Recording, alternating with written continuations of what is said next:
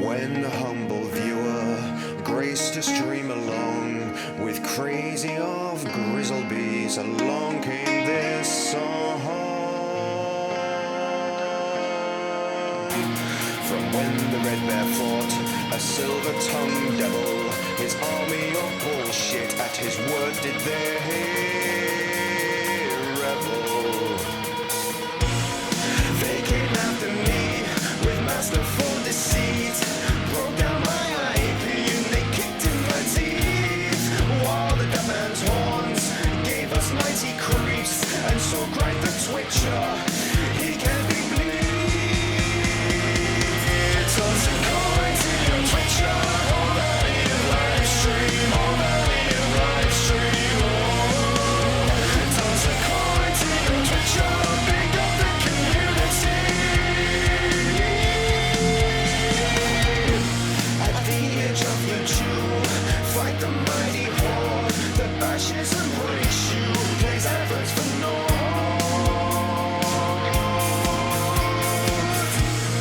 He thrust every law far back on the floor, got banned for his show, but came back for more. He got marked as a pest, copyright protest. He loves his community, so give him the rest. Tale, our champion prevailed, defeated the dabbing man, now born into male. Toss a coin to your twitcher, all that in your live stream, all that in your live stream, oh. Toss a coin to your twitcher, pick up the community.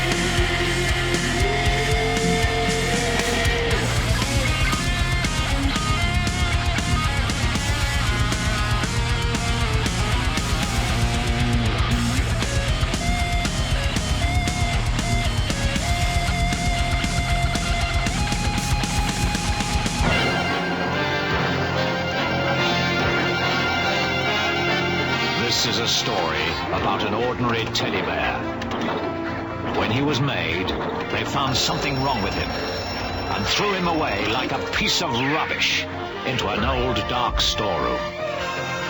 Then, from outer space, a spotty man brought him to life with his cosmic dust. He took him to a magic cloud where Mother Nature gave him special powers. That bear became Super Ted.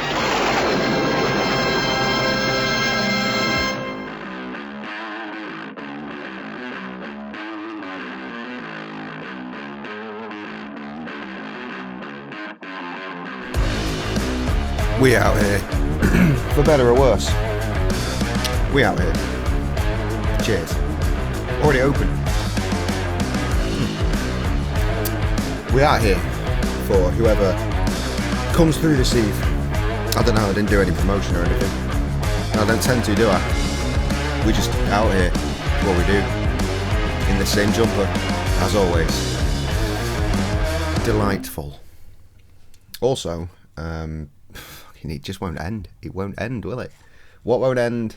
I'll tell you what won't end. Cryware won't end. I was hoping I'd get my timing right on that, but apparently there's more studios. Here we go. This is the bit that I wanted to clock in on. Soulcalibur. Why won't it end? Why? It's like it tried to end and then it just went, nah. You can play more. Come on, Blob. What a shite day it's been. Okay. Here is a thing to do. Let's do it. The fires of hell. In the darkest depths of the void, baleful flames lapped at my body, searing my skin and controlling all I could see. One last shred of consciousness remained in me, an insatiable craving, an unquenchable thirst for something. No ring-outs. They've got soul charge to begin with. Suddenly my ears rang like a blacksmith's anvil and my body felt hotter than molten iron as I was torn from my rest. A strange chaotic space stretched around me. I had seen it before. I had come here during my battle with Aswell. Standing before me was a figure wreathed in demonic fire. It gripped the cursed blade soul edge as it glared at me. The whirlwind of malice that came from the creature caused my hands to tremble around my weapon. My thoughts were in turmoil, but I understood one thing. Fighting was my only option. So, that's what we did. So if I don't sound entirely enthused this evening, I'm sure I'll get there. Oh, I've had a bad day. Sam's had a long day. She's in a bad mood as well. Nothing good this way cometh.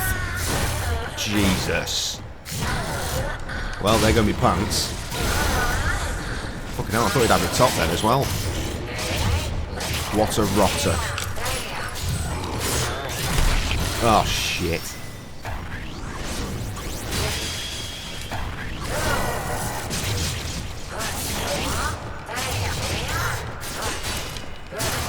Hit the fucker. Win this. Good girl. Good blob. Damn it. Oh, he starts both rounds with full meter. Dickhead. Oh my lord. Oh, there goes my top. It finally happened. Wow, he absolutely bodied me and I am completely fucking robo-naked. I don't fucking think so, pal.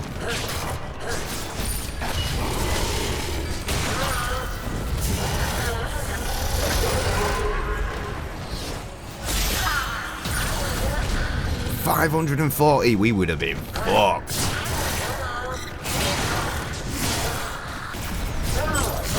Oh my lord, we got so lucky beating him in the first round, clearly.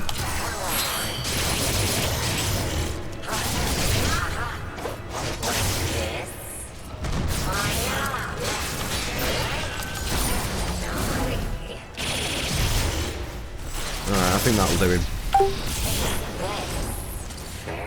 Will it? It will not do him. That will. You can fuck off, pal.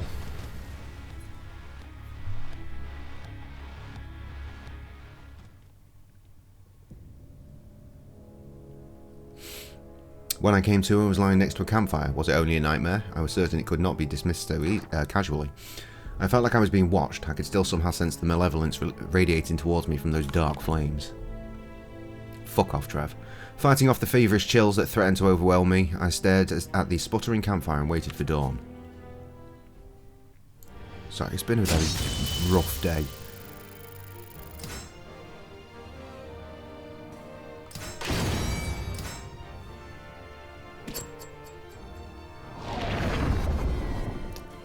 Just surround myself with idiots.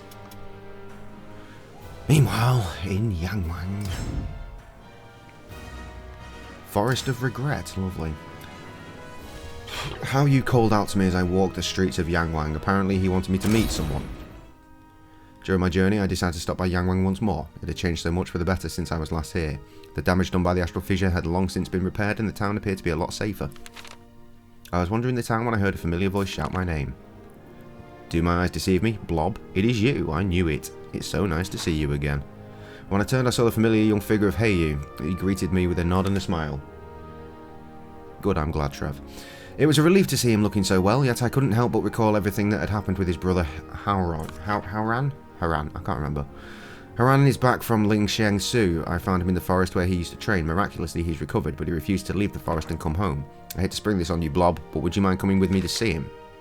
I nodded, then headed to the forest with Heyu. How are you? How are you? Haran, it's me. How are you? Blob is here with me too.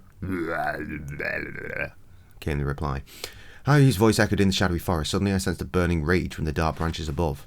I looked up, startled to see a figure dropping down upon me from above, weapon ready to strike. Ah, Haran.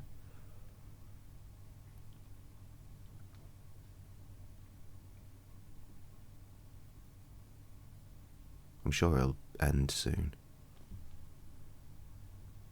Yeah, mate, it's been a really shit day. One, fight. I didn't read the fucking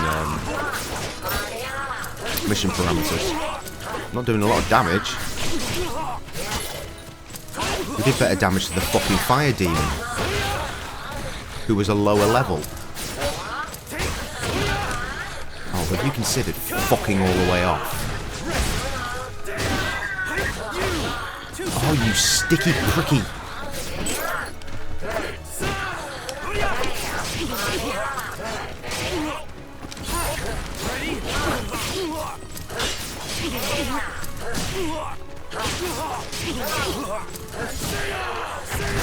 Oh dear, oh dear.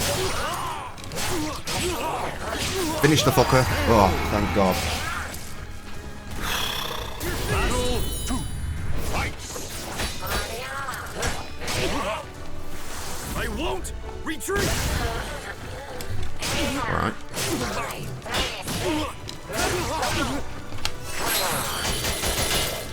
Of course he's blocking it. Absolute knobhead. Well. Didn't get very much done in the Jesus. Didn't get very much done in the homestead before work. Got to work and found no vans ready. 4 staff. There's normally 3 staff of an evening. Apparently there are 5 staff this morning. So I'm completely overbooked. So someone didn't get to go out at all, and then someone didn't get to go out at all this afternoon. Thankfully I wasn't one of them. But no one came back. No one was coming back with the vans. Like, everyone seemed to be at least an hour late. So our routes all went out. Like, my route was meant to go out 3:45, 4 o'clock, right? It has to go out by 4. The window for safety is like 4:45, right? So I get that 15-minute leeway. I didn't get out till about 5:20. And everyone else, like I say, was like an hour late as well. I had the big route, so I was fucking flying. Oh, and my route, oh my God. I've got a picture, I'll show you how fucking ridiculous this is. I've never seen one this spread before. I mean, I've been all over the world before, but this was fucking nuts, bro. Yeah.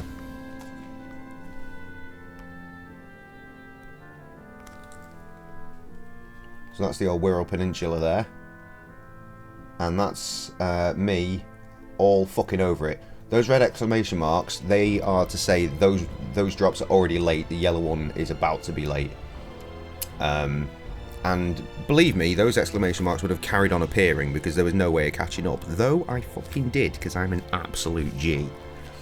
Only like with the last like 2 drops did I manage to catch up. Maybe 3. But fuck, man. It was, in a word, bullshit. Hello, Kirsty. Sorry, I did see you appear, but I wanted to continue fucking complaining. And also, at some point in amongst all of this, Sam got pissed off at me as well, so that was fun. And I popped in briefly just before going back to taking the van back to store, and the dogs had destroyed some shit, so Sam was just fuming. I was like, okay, peace out. Took the van back. Got stuck outside the gate for a little while, as is usual, because no one can be asked to open the back gate to let us in.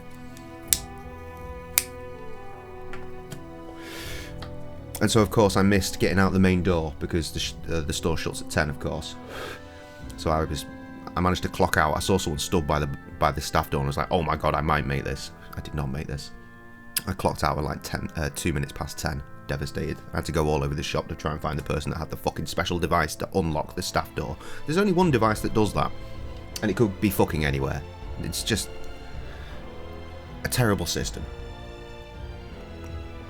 Now, I've said this before, but when I used to work there, you could just go to the back door. Well, not the back door, well, the staff door, and just open the fucking thing. You could just open it yourself.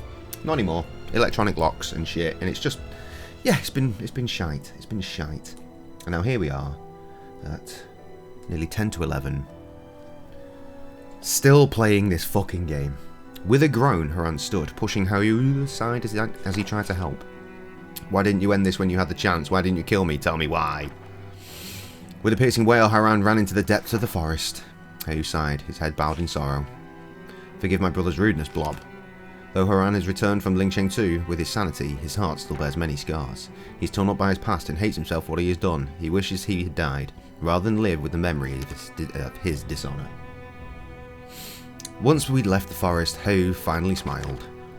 Blob, thank you for agreeing to come with me today. When I found Haran in the forest, he was like a ghost. He just wandered, never responding to anything I said. Little by little, he began to talk to me. Him fighting you today and venting his rage may not seem like progress, but it is. I'm sorry you had to bear the brunt of it, though. I told him not to worry. I was happy to help. Though anger and bitterness rule him now, one day he'll be thankful he didn't die, and he'll move on. That's the type of person he is. I believe in him. He's my brother, after all.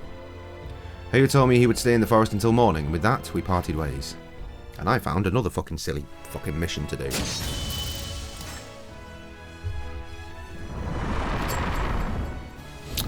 That one, for example. Oh, there's story time here and everything. Let's do the story time. Hey, Blob Blob. I turned to see where the voice, where the voice was coming from, and saw Dion. He told me he'd been sent here on a mission a few days prior, and a local able agent had told him I was nearby. It seemed the organisation was still keeping an eye on me. Well, happy fate that we should meet like this. I have something to tell you. How about we go somewhere to eat? Despite the enthusiasm about running into me, Dion appeared worn out. Curious to hear what was bothering him, I took him up on his invitation. We entered the local tavern, and after we placed our orders, Dion turned to face me. Tell me, Blob, do you think astral fissures might just disappear without your eyes well closing them? I'd never heard of anything of the sort, and told him as much. He looked at me for a moment, then downed his mug in a single gulp. Good lad. I suppose it is too good a tale to be true. I wouldn't believe it if I'd heard it either. According to Dion, a number of astral fissures had disappeared recently. Abel knew I had the ability to close them, and also that I was nowhere nearby when the fissures were destroyed. With virtually no leads, the investigation was floundering. Oh, God. More bullshit. I know I need not say this, but finding out how these astral fissures were destroyed is one of utmost importance. We have held nothing back in our investigation, but... I could tell that what he was thinking. Dion must have read it on my face, and he gave me a pained smile. We are not completely without clues. Witnesses claim to have seen a man in the area whenever a fissure mysteriously disappears. We have heard that he seems to use strange techniques, but beyond that we know nothing of him. 3 times teams were sent out to investigate the man, and the fissures disappeared. 3 times they came back empty-handed. Since then we have had no word of either man or vanishing astral fissure. Oh, God. For some reason, the investigators' conclusions all varied. The only thing they agreed on was that the man in question was supposedly old and had long white hair tied back. The team managed to locate this white-haired man and set a trap. When they moved in to capture him, he turned the tables and defeated them soundly. In contrast to the reports from our first team, they claimed the man was both strong and youthful. It seemed hard to believe both teams had dealt with the same man. The lack of results was troubling, so I decided to lend my aid to the third team. We tracked the white-haired man into the Himalayas, where we finally caught up to him. Dion paused for a moment, his expression troubled. We found him, or at least I think we did. I remember asking him about the astral fissures, and then he muttered something under his breath and held his hand up to my face. The next thing I remember, he was gone. I'd let him go. He'd let the man go. I looked at Dion in disbelief, and he just shook his head in response. The only thing I remember clearly were his eyes. They were sharp, strong, brimming with resolve. His face remained shadowy in my memory. Perhaps he used one of these strange techniques on me.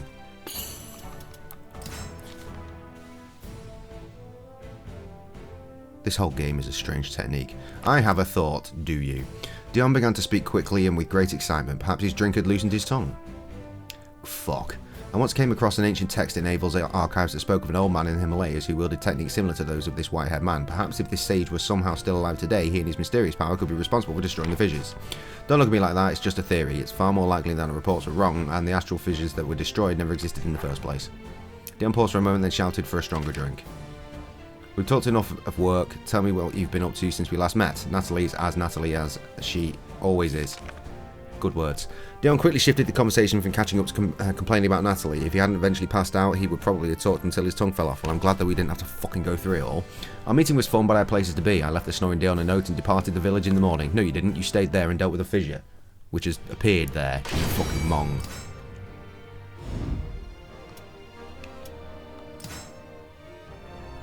Interesting. The Evil Organization's messenger brought word of another astral fissure. What sort of berserker would I be facing this time? Your opponent's attacks reduce your guard gauge more. Great. Ring out's disabled.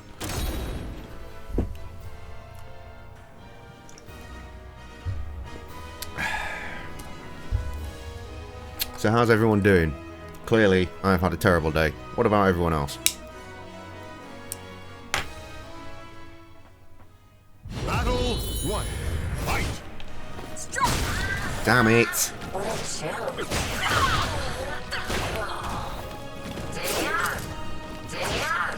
Wow! I'm... What? The slowdown?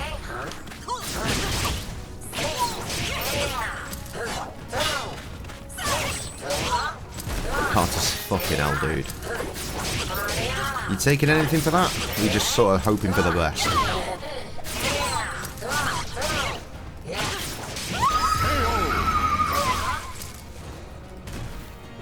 Battle 2. Fight.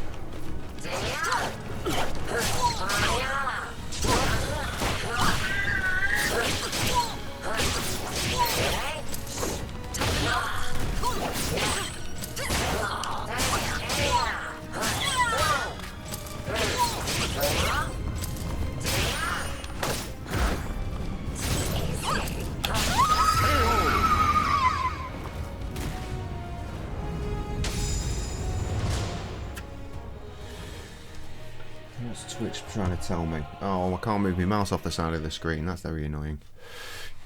Oh well. Just hoping for the best and watching me. Yeah, that'll help.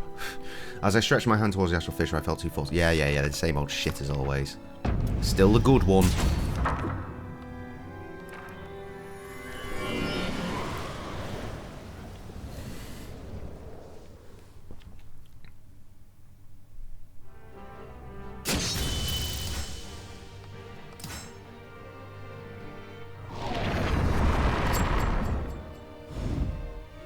Are these fucking things just going to keep appearing? Let's try and have a little explore. I don't think there was anything over this side, was there? Nah. Rubbish. Oh, he's one, isn't he? That's one as well. And there's a story time here. Alright. Let's go do this. Tested negative again. Good. That's good. Encountering bullshit. That's bad.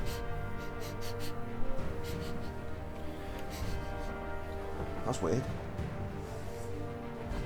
It's like I could suddenly smell shit. Did I stand on something? I'll just move my feet. No?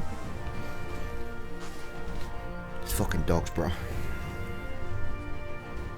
It's probably just me. I need a shower. Man's needs gas for shower. Good. Piss off, I'm not in the mood. I can still feel some remnants of sickness every now and then, like saying, hey, you're not better, you know. I'm like, I fucking am. That's why I'm fine all the time. It's just every now and then my throat goes, eh, and I go, shut up, and then everything's alright again.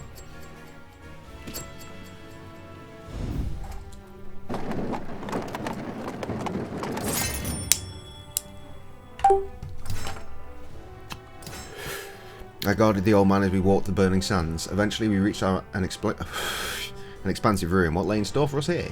I have reduced health and it depletes over time. Fantastic. Ringouts are disabled.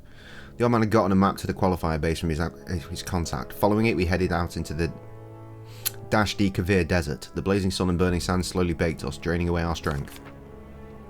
There, see the shape of that rock? The entrance should be on the other side. The old man led me through a narrow gap between 2 large rocks, and there we found a massive ruin. Apparently, we'd arrived at one of Aswell's old research facilities.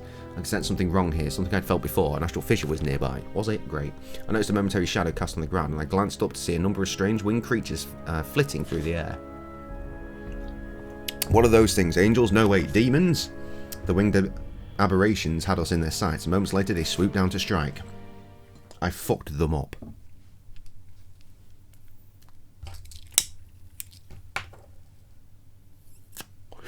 Or at least I hoped I did. I will not be taking an L anytime soon, I'll tell you that much. 2 out of 3? Maybe. I'll take an L there, but not enough to lose. Great start. Fantastic start. Wonderful, in fact. My attacks are strong. His attacks are also strong. But I beat him, so he can fuck off. Next.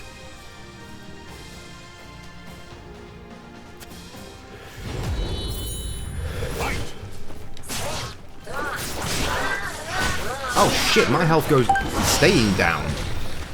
Not having that shit, you can fuck all the way off.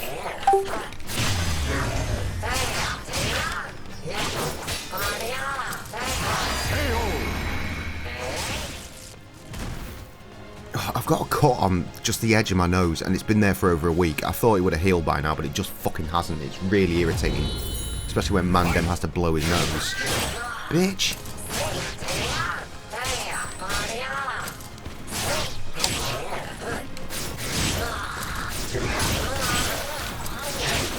Oh, I'm not about this skipping rope fuckery. Why'd I try and do a grab then? I didn't press grab buttons. Just die. Am I going to need to bring my health back into this? Or is that it? Is there a fourth? Demon Man? There is Demon Man. Let's have some health. It didn't work quick enough. Fine. We'll win. We'll win anyway. Not by doing it. A shitty knee attack, we won't. Shite. Oh no, it's cool. It's not cool. It's not cool at all.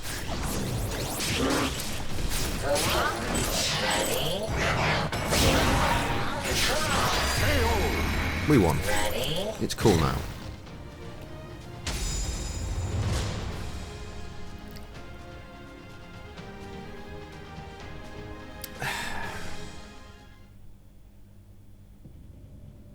I could sense a faint energy from the fallen creatures, something akin to the astral fissures. Perhaps these things came to our world from the other side? As we proceeded through the ruins, I struck down monstrosity after monstrosity. Eventually, the old man shouted in excitement and pointed at his map. We're here. Somewhere in this room is all that delicious coin. I left the old man searching for ledgers and gold and started exploring the nearby chambers. Soon, I found a room filled with shelf upon shelf of books. In the centre sat a large desk, and I found my eyes drawn to a sheaf of paper lying atop it. It looked to be a report on the ultimate seed, perhaps written by Aswell himself. As I flipped through the pages, I heard footsteps approach from behind. Welcome back. There you are, I've been looking for you. It seems that that room only held enough coin for their daily expenses. The more valuable stuff was stored further in. Come on, no dallying, let's go get it. We continued on, but soon ran into a problem. The roof had caved in, blocking the passage ahead. From the chips in the walls and the fallen pillars, it looked like there had been a grueling battle. Grr, it should be just ahead, but there's no way the two of us can dig through all this. Well, we've got no choice but to give up for now. Let's head back to town and hire some help. Oh, do we fucking have to? The old man and I headed back the way we came. How incredibly tedious, because that means we're going to have to keep doing that at some point. There is an astral boy here though, so let's do that. Oh no, we're straight back. With hired hands to help, we once again made our way to the ancient ruins. Looking back, I should have known what we were in for. Survive until time runs out. Okay, that's easy. I returned to the ruins with the old man, accompanied by a cadre of mercenaries he hired with gold from the abandoned qualifier base. Working together, we cleared the rubble and made our way deeper into the ruins. I could feel the astral fissure growing closer the further in we went. We found it. Everyone grab a bag, grab a load and bring it out. And remember, we're splitting this. No sneaking off with coin in your pocket. The old man set about organising the mercenaries as they transported the contents of the treasure vault outside. This was my chance. While they were busy, I could go deal with the astral fissure. I snuck out, and after a few minutes of searching, found it floating in the air above a large altar. I didn't sense anything alive, but the room was littered with the corpses of dead monsters. They all seemed strangely withered. Just what had happened here. I had a bad feeling about this, but still I approached the astral fissure. As I stretched my hand towards the astral fissure, I felt two forces tugging at me from the other side. In my mind, I heard a voice from my dreams and two swords appeared. Which symbol of power would I choose? The same old shit. Here we go again. Soon the astral fissure vanished. Simple. No ruckus whatsoever. Why is there no ruckus? Here comes the ruckus. As I reached for it, I heard a thunderous roar. The ground shook, and in the distance I could hear the mercenaries begin to scream. I rushed back to find a monster standing in the centre of the treasure vault. The corpses of my mercenary companions had been brutally ripped apart and scattered about the room. The beast roared, then took a deep, long breath. As it did, strange pale blue lights rose from the corpses and streamed into the beast's gaping maw. After a few moments, the lights faded, and the creature turned to glare at moi. Grrrr, it said.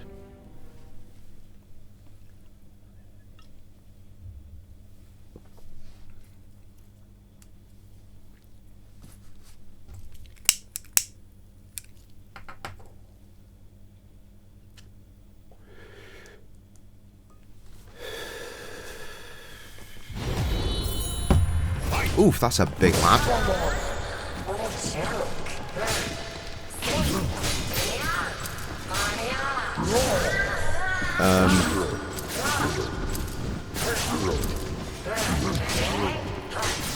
I have a chance of beating this motherfucker?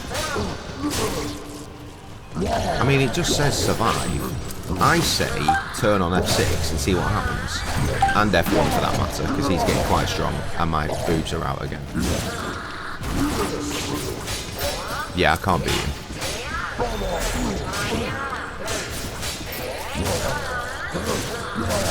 I sure as shit will survive though.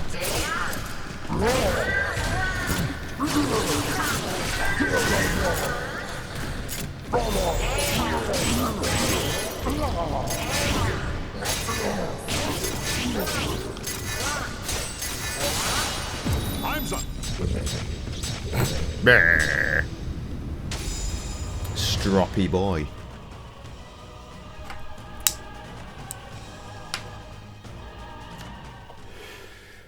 Gotta love that trainer, bruh. Somehow I managed to stagger the great beast, but I had no chance of slaying it. I mean, you did, I was cheating. While I desperately tried to think of what to do, I heard a voice shout from behind me. Over here, this way. A crack opened in what had been a smooth, solid wall. The old man stuck his head out and frantically beckoned me in.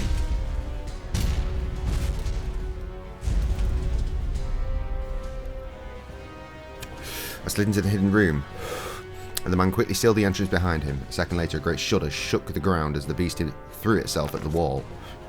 You're alive. I ran to this side of the room trying to get away from that thing, and what do you know? Found myself a secret passageway. I was hiding here thinking about what to do when I saw you. The old man held aloft his light to illuminate the hidden chamber, and I saw a stack of books and hastily scribbled notes scattered everywhere. Among one particularly thick stack I found what appeared to be the second half of the report I had read previously. Perhaps this was Aswell's secret study. Hey, I found a way out. Come on, we've got to run. This place is about to fall apart. Satisfactory. That's what Carl's playing. I grabbed the stack of papers and ran after the old man. From behind me, I heard the sound of the wall collapsing under the beast below. In terror, I ran through the darkness, not daring to look back. Minutes later, we burst out of what appeared to be a secret entrance hidden behind a rock near the ruins. Luckily, it seemed the monster hadn't followed. Pant, pant, now that was a terrible day. Sorry, mercenaries, rest in peace. At least now we know why that place was abandoned. Who'd go in there with that monster lurking about? Then again, I guess that's why the treasure was still there. The old man had slumped against a rock to catch his breath. Before long, he brushed the sand off his clothing and stood up. Well, you didn't manage to grab anything valuable, right? Here, take this. It's your half of our findings. It seemed the old man had grabbed a little bit of treasure on his way out, and generously he offered me half. It's not much, but it should be enough to pay back everyone hounding me. I only made it this far because of you, kid, thanks. Now come on, let's head back to town. I hope you don't mind sticking with me until then. Whatever, dude. I couldn't give it two flying fucks at this point.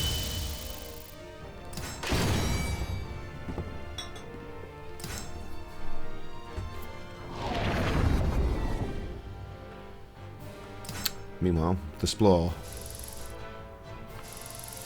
See, lots of other Splores have opened up, but they're all shite.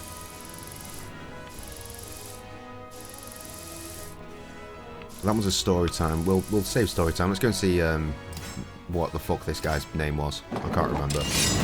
Really? Fuck off.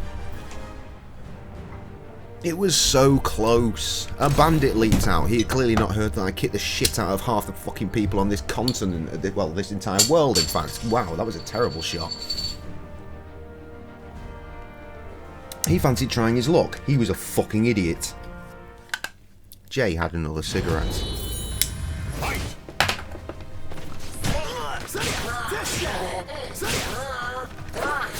Rude. I'm sorry. One hit kills. That was 2 hits. You saw it. Oh, your car is fucked up. Had to take your dad's truck to work. Why? What's wrong with it?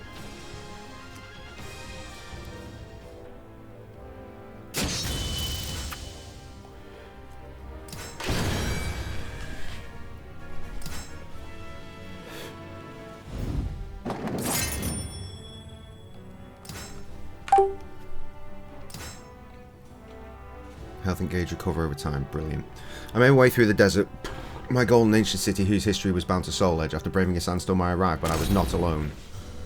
While travelling the burning sands in search of an ancient city mentioned in the legend of Soul Edge, I sensed a familiar presence. I looked around, soon spotting a man carrying a scythe, standing on top of a rock. Zasamel. I climbed the sheer rock face. When I reached the top, I surveyed the scene and saw the expansive remains of a city half buried in the sand below. Zasamel broke the silence. This place was once a prosperous and well-known centre of trade. Countless people gathered here, trading everything from spice to blades to information. Dozens of languages could be heard on every street. Zasamel looked at the ruins as though he could still see the city in its former glory. All but nature is, in the end, ethereal. Tasmel had turned... Yeah, he had. Turned toward me, measuring me with his gaze, but for what, I did not know. You are another who has glimpsed the power of the two swords. As one who has walked this road before, I must test your worth, obviously. You must. Tasmel readied his scythe because he was a pure cunt that always wanted to ruckus. It is. It's changed a bit again. They're gonna scrap this version shortly and start all over again, you know, just to make sure. Can you believe it's been nearly a year since they first released that 401 demo? That's fucking nuts, isn't it? And they're still meant to be fucking getting another demo together, aren't they? Because they've decided to rebuild the game, if you recall. If you can even call it a game.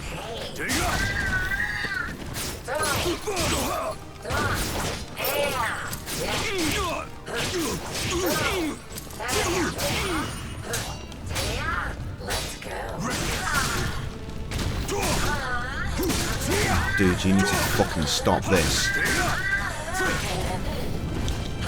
You should be dead already. No. What do you mean no? Fucking yes. Fuck you.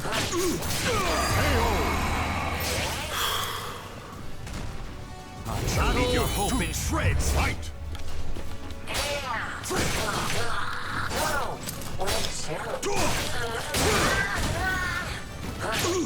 Potentially.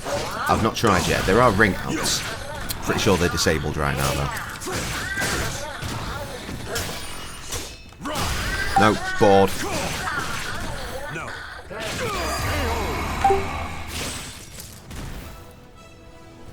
Don't know, it was chugging the whole way home last night and the engine light is blinking. I'll have to hook the computer up to my car and see what's going on. Oh, you got one of those handy mechanic devices, that's cool. Your strength is greater than I'd imagined, but you chase victory like a glutton his next meal. No, I fucking don't. I was surprised to see that I was standing in the middle of a pattern carved into the ground that had not been there before. Had I fallen into some sort of trap? It matters not. Those destined for death are those shackled by their fates. Tasmel seemed to imply he wasn't constrained by such shackles. He unsettled me, and not for the first time. I decided it was time to get straight to the point, so I asked Tasmel just who or what he was. Long ago, a society existed on the outskirts of civilization. They too were shackled, bound by a strict set of tenets they could not disobey.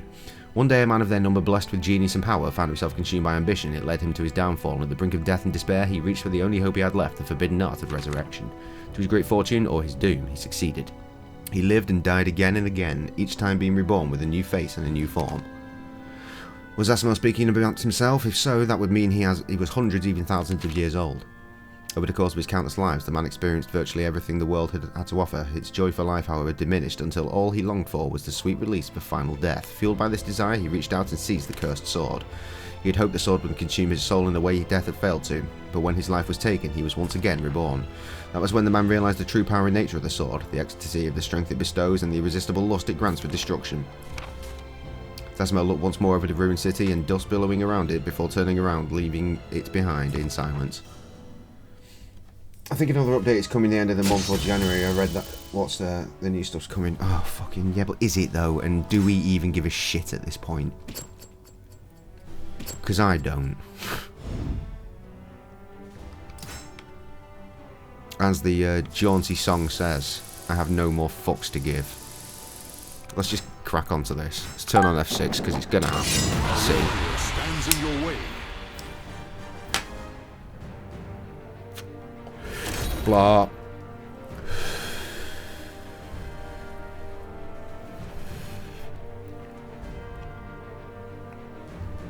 I didn't catch how many hours we put into this when we started the story again. Probably 13 or 14 at this point, isn't it? Well, probably 14. Piss off.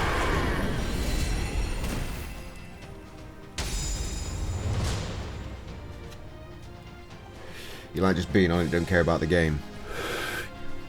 Well, we've got a Titanic Adventure out of time for that. That's never failed us.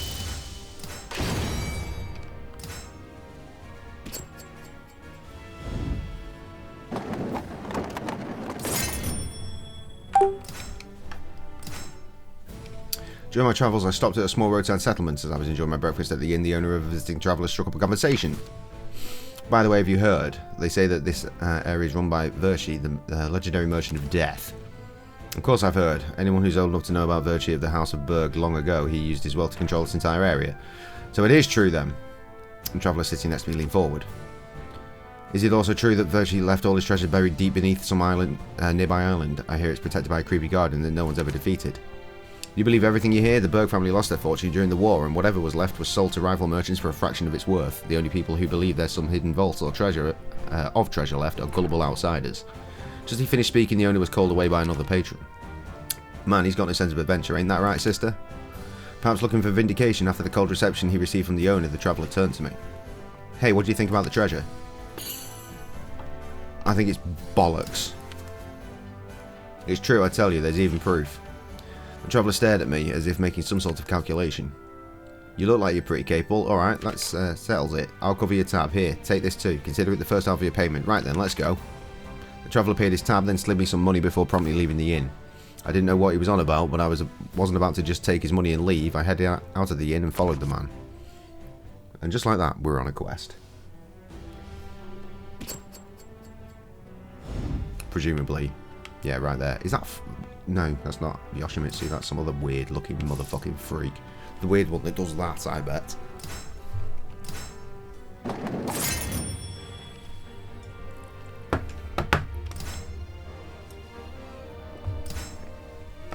Ring-out's disabled. Your opponent will survive one deathly blow with a small amount of health. Defeat them. During my time in the settlement, I met a traveller searching for Virtue's hidden treasure. He had some interesting information. As we walked, the traveller told me he had definitive proof of the existence of Virtue's hidden treasure, and that he was at the inn looking for a bodyguard to deal with the treasure's guardian. The story of the money pit, the underground vault where Virtue's treasure was hidden, was well known among thieves and bandits. And on top of that, my brothers actually found the treasure. This letter's proof of that. In the letter, his brother said that he had found the island where the money pit was located. He took some of the treasure and hid it in the mountains to the east. That's the last I heard of my brother. He was a greedy good-for-nothing, so he probably snuck back into the money pit and was done in by the guardian there. Ah, here it is. Ah, here it is. There was a thin crevice overshadowed by a boulder that matched the drawing in the letter. Inside it was a small recess with a bundle wrapped in a worn-out cloth. When the traveller took out the bundle and unravelled it, several jewels larger and more radiant than any I had ever seen came rolling out. Whoa, as long as I've got these, I can live life and whatever. Oh, he's dead. Suddenly, a smile still fresh on his face, the traveller fell flat onto the jewels. From the massive spurt of blood that erupted from his neck, it was obvious he was dead. Behind him stood a strange-looking man, holding unusual weapons in each hand. Call her, call her. That's good. Well, I'm going to keep the letter then, aren't I?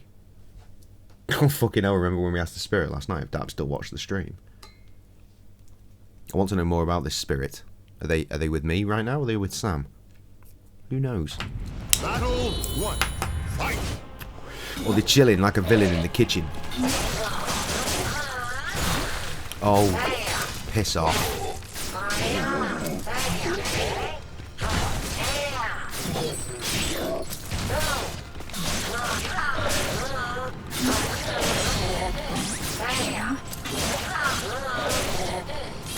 Was the best response. Oh my god, we're getting some slow down. Oh no, he's gonna beat me. He's actually going to beat me. Oh fuck. No, I'm not having it. I'm not having it. Especially considering his health comes back. You can fuck all the way off, Voldo.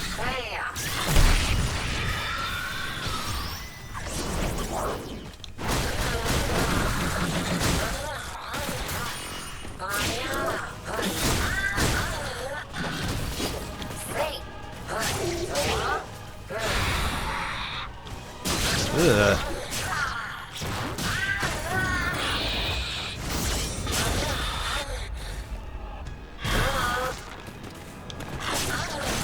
Oh Lord. Fucking hell. I'm just stuck between a rock and this cunt. Oh, you can do another one? Sweet. Okay, we beat him. We got Chibi for that. Not sure what that was, but we got one. Bored of this cunt.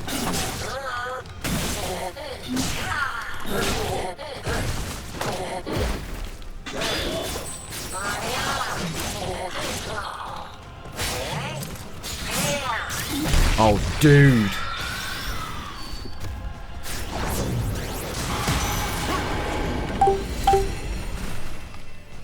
Piss-taking cunt.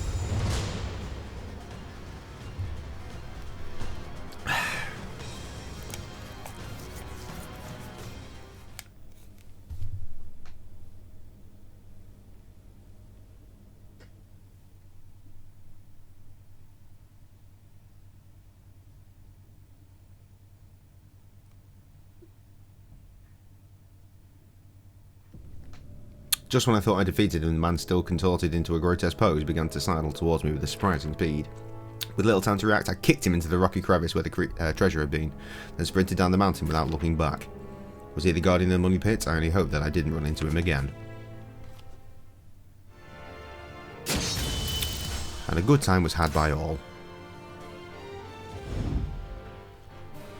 Continue the explore. Right, there are things to explore. Are they worth a damn?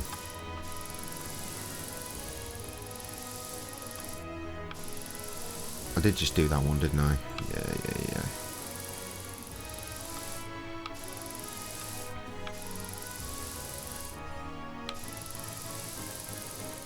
Cool.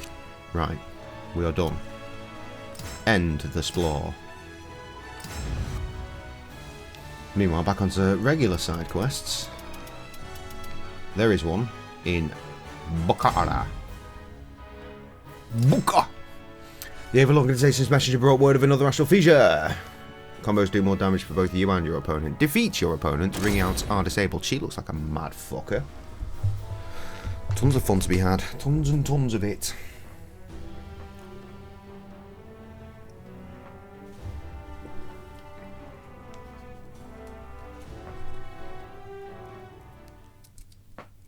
Battle 1. Fight!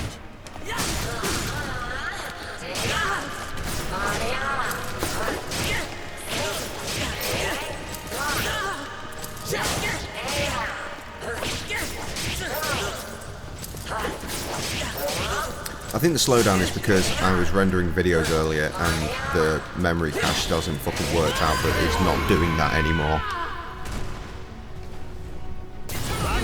Vegas is still open as well, which is not particularly helpful. I'll tab out and close it, but I'm not sure that it would make too much of a difference, really.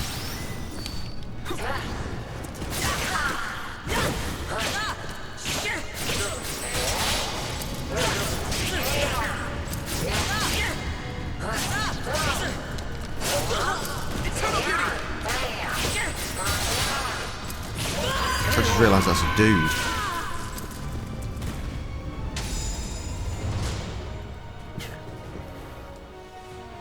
We're all experiencing it. At least it's not worse for you than it is for me, like it was the first time we played this fucking game.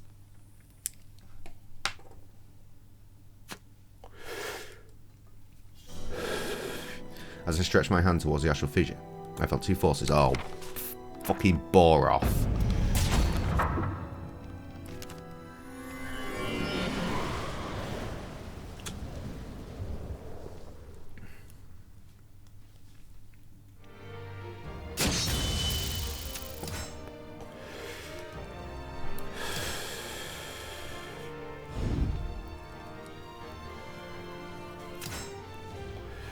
What? Still? Why is there another one? It's the same one.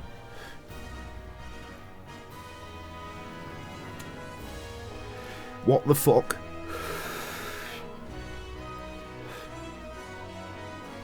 Well, we've done it already. That means we're turning the cheats on. Battle 1. Fight! It's like the game knows.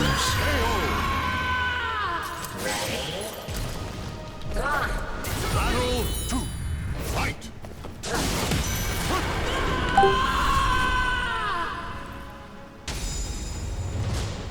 Knob off.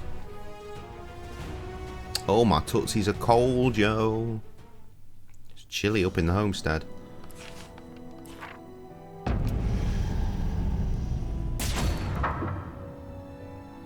Soon the astral vanished away.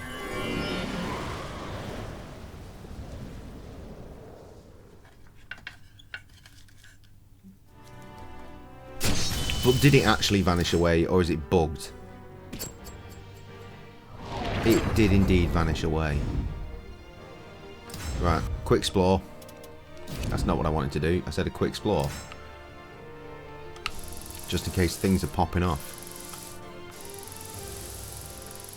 Because we've been going for 50 minutes, and we are yet to actually do the main story of this bullshit. Right, off we go to the main story, which is itself off in the distance. Off the beaten track. Immediately need to press F6.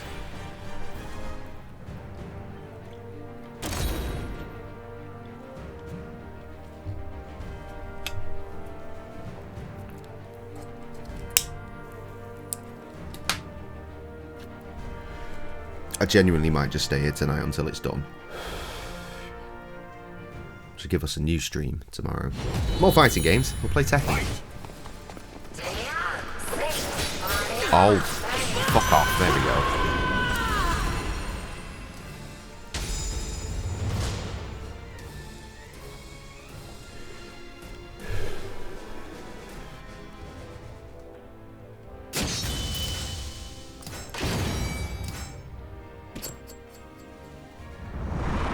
Oh, good. Another feed.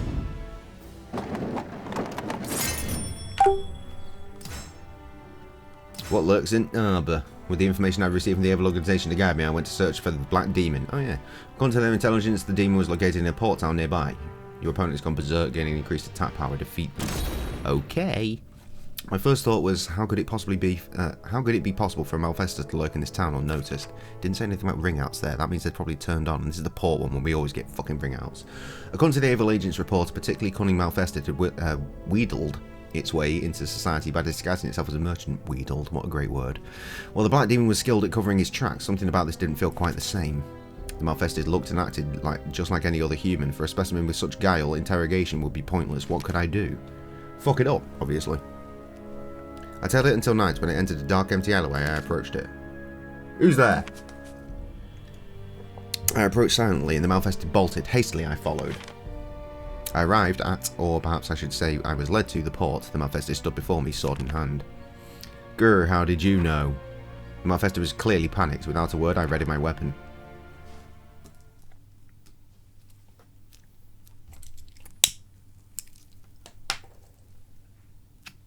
I've run out of pizza and I don't know what to eat for my tea. Probably nothing. Seems to be the go-to thing these days. Don't have anything for dinner, but do have something for lunch. Battle 1. Fight. Die. Enjoy that, dude.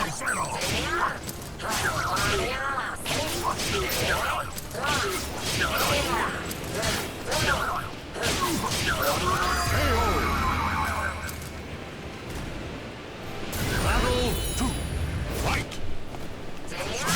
Cunt. Oh my lord.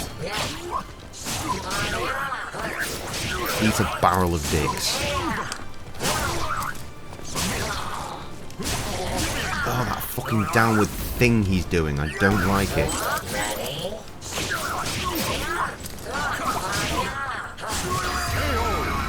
Get into the bin.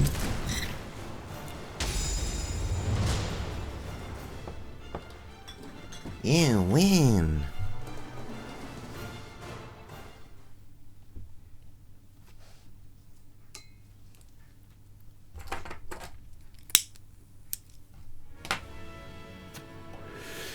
That Malfester was a powerful adversary, true, but it was unlikely that it was the Black Demon I sought. It was time to follow up on my next lead. Do I have to bother with these features? I don't see the fucking point. Like, genuinely, I don't see the fucking point. It's like they're just going to keep appearing regardless, so who gives a shit, right? That being said, it would be quicker to end the splore and resplore. No, not resplore. Travel down there, because that's actually closer. And while we're there, we might as well deal with it. So it's not quicker at all.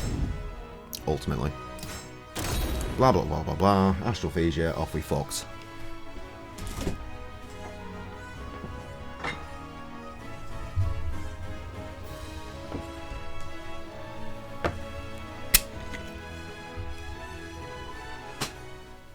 That one went in the bin. Battle 1. Fight!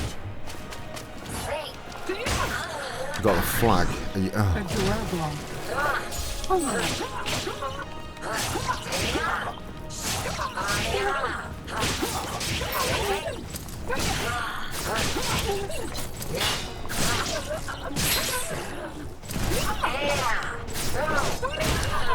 It's not working, dude.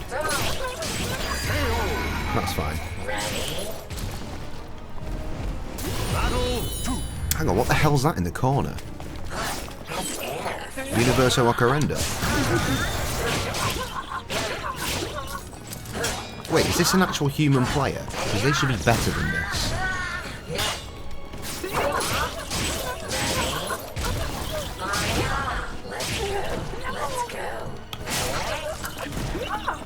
They're not playing very well for a human player, if that's the case. Why is that name there?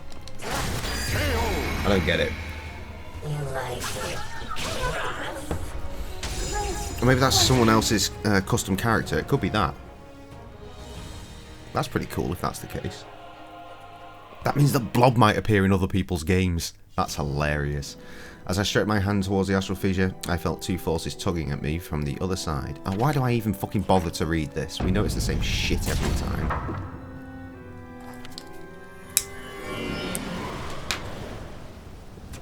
I just forget.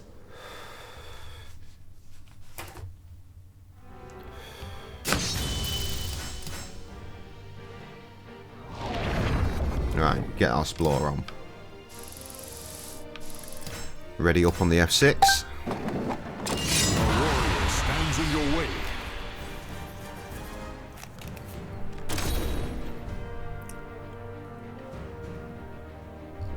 If it's pulling custom characters from the interwebs, why is it not doing that for all these fucking bandits it's insisting on me fighting? Fight! Same looking Johnny Dickhead every time. Fuck off, pal.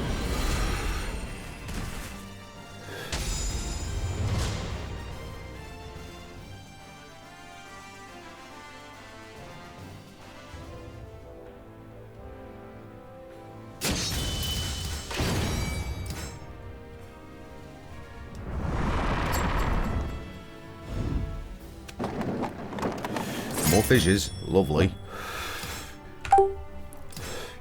I received more information potentially linked to the Malfested I sought. Hunters have been attacked by a Malfested deep in the forest only a short journey away. Your opponent has gone berserk. Blah, blah, blah, blah, blah. According to the information I received from the overall organisation of Malfested lurks in this forest, the average person would never set foot in here, but hunters who braved these woods were known to disappear. The density of the trees made for plenty of blind spots and ambushes a dream. It was no wonder few ever saw this creature and lived to tell the tale. The Malfested here could indeed be the Black Demon. But it wasn't.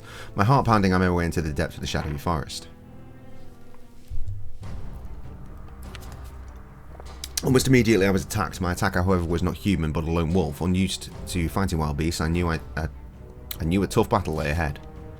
I tried to escape my beastly assailant, but it pursued me with dogged persistence and speed. Perhaps the creature was Malfested.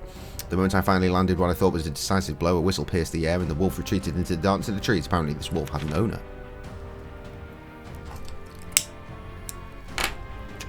Following the trail of blood, I arrived at a clearing when a Malfested hunter was crouching next to the wounded wolf. So the hunter becomes the hunted. Without a word, I readied my weapon.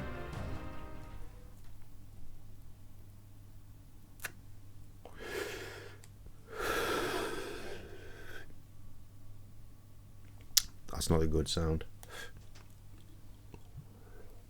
Battle 1. Fight!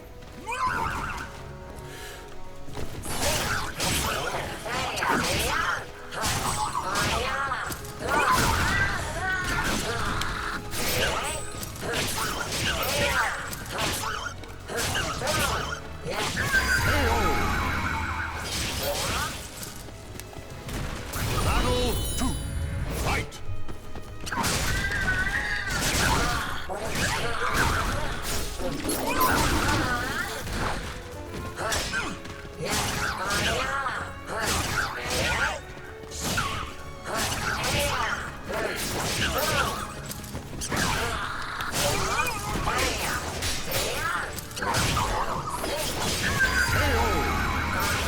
There we go.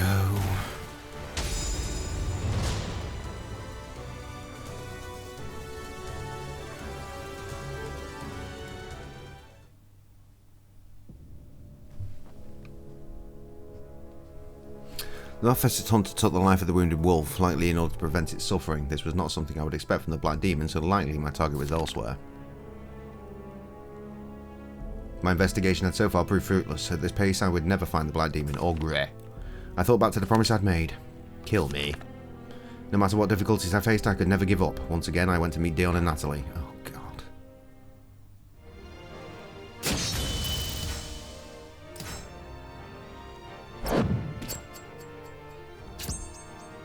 I knew it was going to be a fucking story time, for God's sake.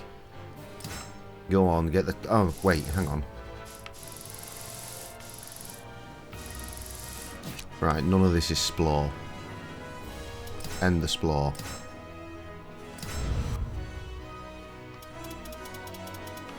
Take me to the Astral Vision, blah blah blah blah blah blah, same old shit.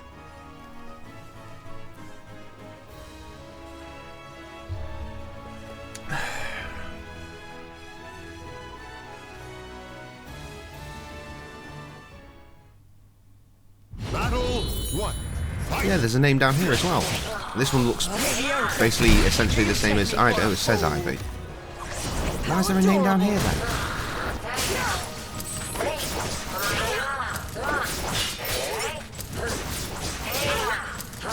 Isn't Ivy blonde though? Maybe that's a change. They've changed the character a bit. Mediocre. I'll humor you.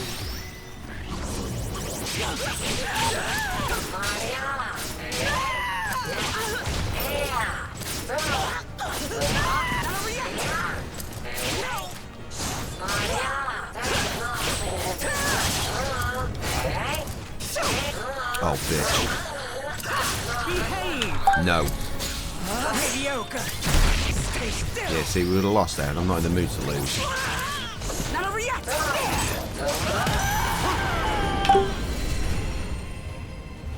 Playtime is over. Fight!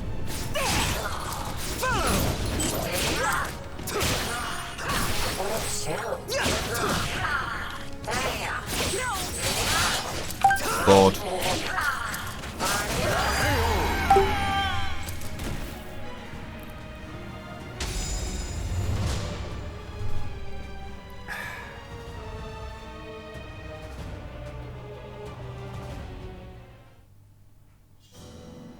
That's a don't read it. Don't read it.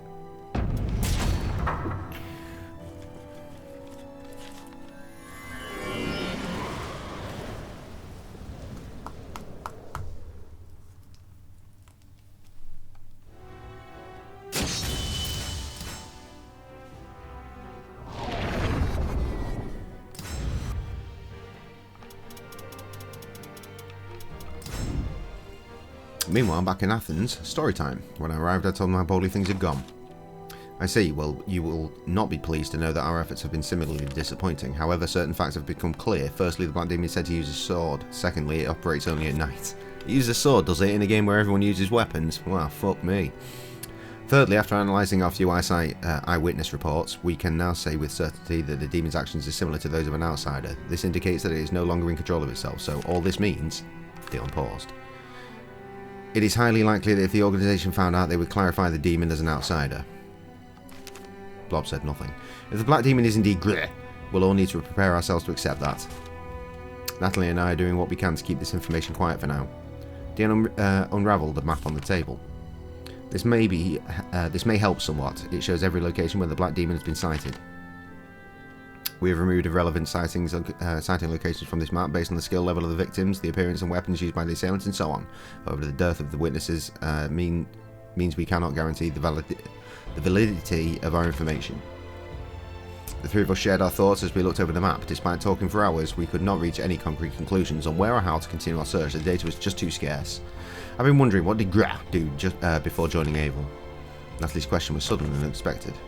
I believe Segrat has always been part of the organisation.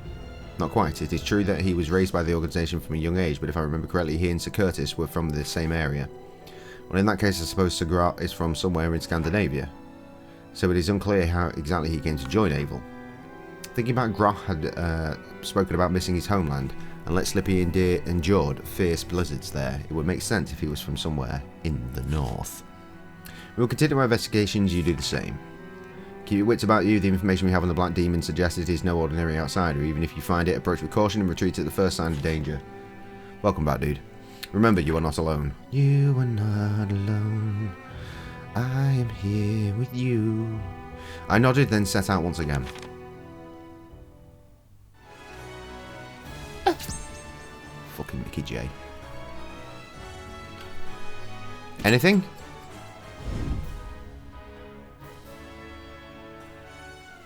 Well, yes, there is something. Back in Athens. I don't want to do story time. When I returned to the shrine of ran into a young man and woman who apparently had a deep connection to the place. Neither you nor your opponent take damage while soul charged. Defeat your opponent. Bring us disabled. At the entrance to the shrine stood a man and a woman who greeted me as I arrived. Hello, have you come here to worship too? You revere the gods of old? Where are my manners? My name's Sophitia and this is... Did we meet them already? Her, at least. I gave them my name. Apparently they both came here often and wanted to know who I was. I see, so this is not your first visit. That weapon, am I mistaken or is that not? I showed Rothir the items Hephaestus had bestowed upon me. They closely resemble the arms enshrined here at this very temple. Oh, I did not mean to insinuate anything. I'm a swordsmith by trade. Those of us living in this area offer gifts of our creations to Hephaestus, the god of the forge, in hopes of earning his favour. There have been rumors lately that the offerings we make here are disappearing, and I thought for a moment that perhaps... So gave flustered Rothir a gentle smile.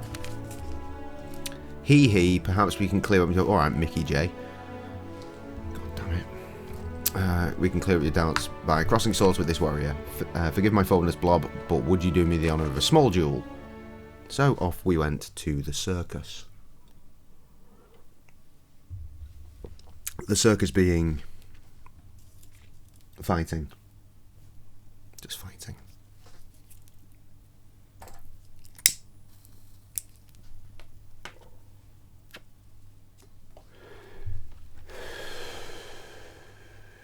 Battle 1. Fight! Piss off, bitch. No.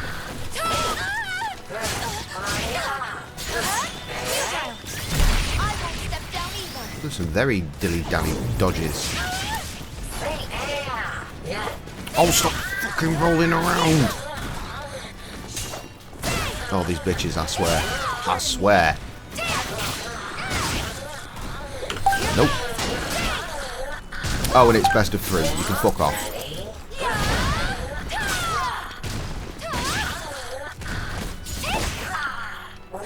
She is suddenly just like not letting me get anything in.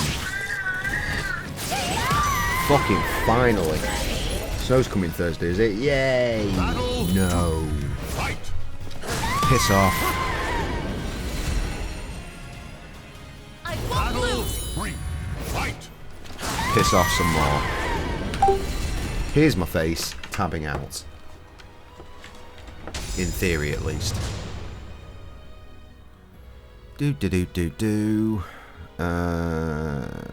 I want to close here? Vegas. Vegas, which is literally doing nothing. But I got rid of it. I've closed it anyway. And it says Vegas Pro has stopped working. Did I run out? You know what? Doesn't matter. Doesn't matter. Back into the game.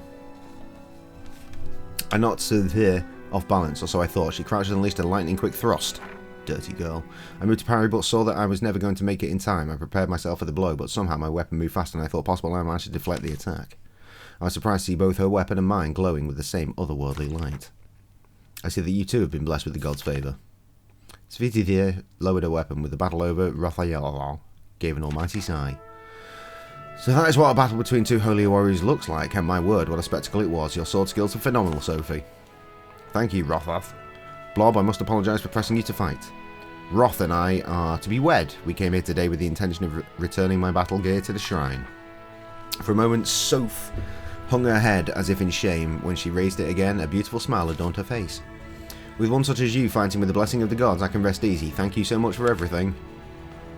Well, at least that explains why the weapons and armour here sometimes disappear. The gods entrust them to others too. May yours protect you well. Soph and Roth walked side by side to the altar and returned their sacred items. I took my leave, hoping in my heart that their future together would be bright. Ah, bless. Probably awful though, innit?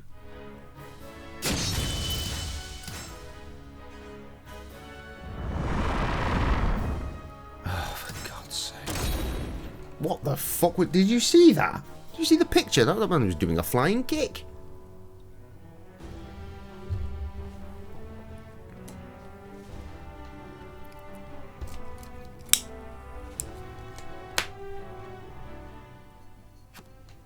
Battle 1. Fight. Goro Majimba. Presumably made by Haku Kevo.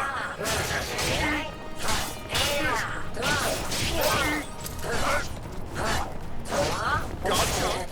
Take. No way.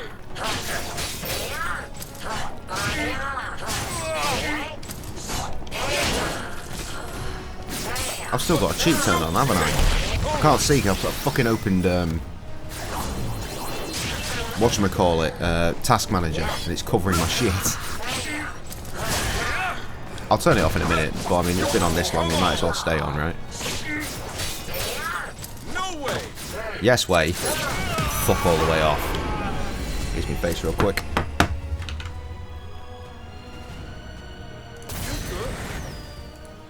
Battle 2. Back in the game. See what's happening now. Oh, I've not turned it off though, have I?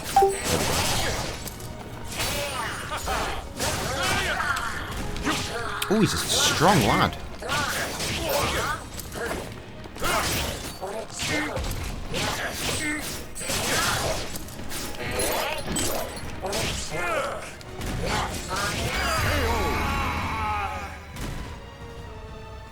Yes, ass manager. For a minute I was like, what do you mean assistant manager? I remember one of our pals became assistant manager at the Cali. Fuck, like nearly 20 years ago. We called him Assman Dan. His name was Dan. He became the assistant manager, Assman Dan. As I stretched my hand towards the... Fucking stop reading it, Jay. Stop fucking reading it.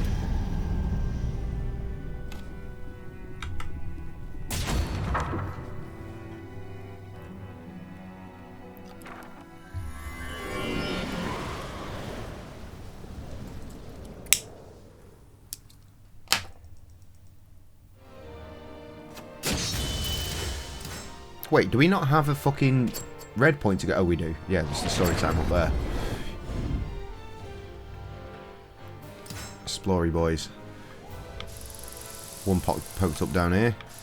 Boring. One's all the way over here. Boring. Presumably these are boring as well, but I felt the need to check. Yep. Interesting. This is actually part of the path, is it? You say so? It's just story time though. With the information I obtained from Dale and Natalie, I was able to surmise approximately where Gra's homeland was. Up to that point I had been on a wild goose chase. I had learned some small things about the Black Demon but had no true leads. This time however I had an inkling I was heading in the right direction. Before me lay a sublimely beautiful sight, a rugged land of great glaciers and awe-inspiring vistas. The cold however was less pleasant. If I was careless I'd freeze to death. I lit a fire and warmed myself by it as I waited for the sun to set. Wonderful story, moving on. No moon shone in the sky that night. No moon. I saw the moon earlier. It was very low, and it was bright fucking red. I just yelled to myself in the van, "Blood moon!" And then text Sam rapidly like, "Look at the fucking moon!" Anyway. No moon. No moon shone in the sky that night. The soft snow seemed to absorb all sound, silencing the calls of beast and bird. The crackle of my campfire seemed deafening. I'm surprised you're still here. I thought you'd gone. Said nothing for so long. From afar I heard footsteps crunching through the snow, the steady one, two rhythm indicating a human. I was able to ascertain how far away they were, but they seemed to be heading towards me. Not wanting to take any chances, I readied my weapon, but it was fine because it was Dion, wasn't it? The footsteps grew near and then stopped. The fire crackled. I called out, but received no reply. A piece of wood on the fire snapped with a loud crack. I shit myself. Oh, Gwar! It's him! It's him! A bestial cry filled the air and a shadowy assailant jumped out of the darkness. Well, right, the moon, right? The thing about the moon is it's far away. But I did try and take a picture, but that was for Sam. Why would I take a picture of the moon for you? You've got your own moon. Fuck off. I was barely able to deflect a lightning-fast slash. In the glow of the fire, I could just make out a swordsman in the black uniform of the evil organisation. His mad, blood-red eyes caught mine, and a chill ran up my spine. It was bleh. He is the Black Demon. Confirmed. Twice, 3 times a lady. Our weapons clashed. It was clear I was the prey and not the predator. Dion's words flashed through my mind. I kicked the logs on the fire into the air. I smell food now. What's going on? Guager. A piece of burning wood struck Grot in the face, sending him reeling back. Quick as a flash, I turned and ran for my life. Why? From behind me, I heard a terrifying howl echo through the chilly night air. So I love space, and that's my thing. The moon is my favourite. Well, you know what? You've got your own moon. As I feared, except for tonight, where there's no moon, apparently, according to this game. As I feared, the Black Demon was indeed Graf. However, he had completely lost himself to malfestation, and his now unfettered strength was incredible. He was as strong as when he defeated Aswell, perhaps even stronger. It would have been foolish to try and overpower him. No, it wouldn't. It would not have been. Should I seek the help of the evil organisation? No, there was another I should find first. Zasamel. He taught me how to become strong enough to bring down Aswell, and may know of a way to face Grau's might. Though I hated to leave Grau like this, I decided to search for Zasamel. Great, wonderful, brilliant. The story showed no signs of stopping. But on the plus side, there was a billion fucking story beats. Right, let's do a explore and check this shit out real quick. That's not a explore, Jay. You are fucking up. Womb. Yes, yes indeed. Well, that looks fun because that's a thing. Let's go there. Turn on F6. Oh. Just over halfway before the fucking bullshit came for us. I thought we might have gotten lucky then.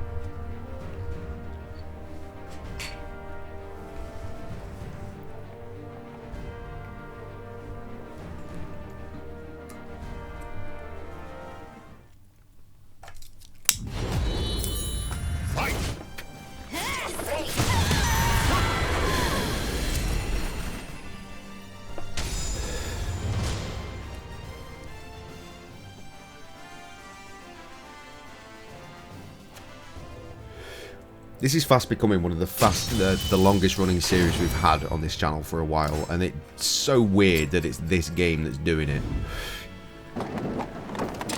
Tekken would benefit from something like this. I might, you know, get down with Tekken a bit more. The trouble is, there's so many new characters that are just shit. Like I mentioned, I think that like the story mode in Tekken heavily features some cunts that I don't care about. He looks like one of these dickheads, you know, all full of fucking armour and shit for no reason. It's like, this is Tekken. Give me Tekken shit. It was more Street Fighter with appearances and looks. Except for, you know, Yoshimitsu and the fucking great grizzly bears. It's just a cool-ass game back in the day. Tekken 3 was awesome. I feel like these lagging chat responses have improved dramatically in the last couple streams. Improved?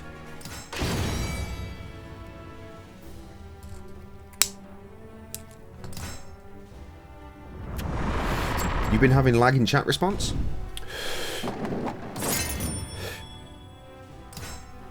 Is this legs? On my sojourn, I met a samurai with blonde hair. He turned out to be another who was set on finding the soul edge. Well, let's counter hits. What? Oh, whatever, just fucking let's get on with it. The small settlement I stopped by was buzzing with rumours about a man with a katana searching for soul edge. It had to be Mitsurugi. I heard he'd only just left town, so I decided to pursue him. State your purpose. His armour and katana were that of a samurai, but I'd only seen blonde hair and blue eyes like that on Europeans. I explained that I had heard rumours of him and confused him with a friend. He seemed amused. Is that so? Well, I was beginning to think I was the only blonde samurai in the world. When I told him my acquaintances were searching for soul edge too, his expression changed. It's an improvement, that's good to know. Soul edge, you say? Well, then I must know more of this friend of yours. I told him about Mitsurugi. Or Gi, who knows? In fact, I cannot allow another to outdo me. You say you have fought with this Mitsurugi? Well then, you and he must be relatively equal in strength. In that case, my name is Arthur. Of course it is. And I request a duel. Arthur. Arthur the fucking samurai, everybody.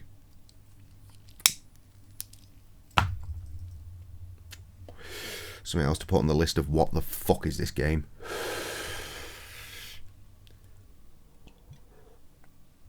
Battle 1. Fight!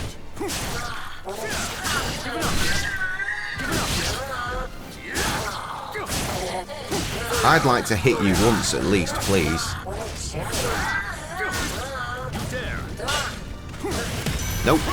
He kicked the shit out of me. And for that, I refuse to lose again. I don't like my waffles, I don't eat waffles, mate. The only waffles I tend to eat are bird's eye potato, you know what I'm saying?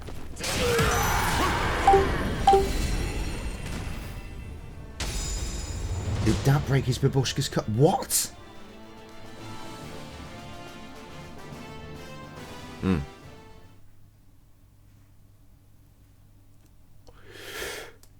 I was going to say, I was like, what the fuck are you talking about? And it makes more sense because Trev's got the broken thing.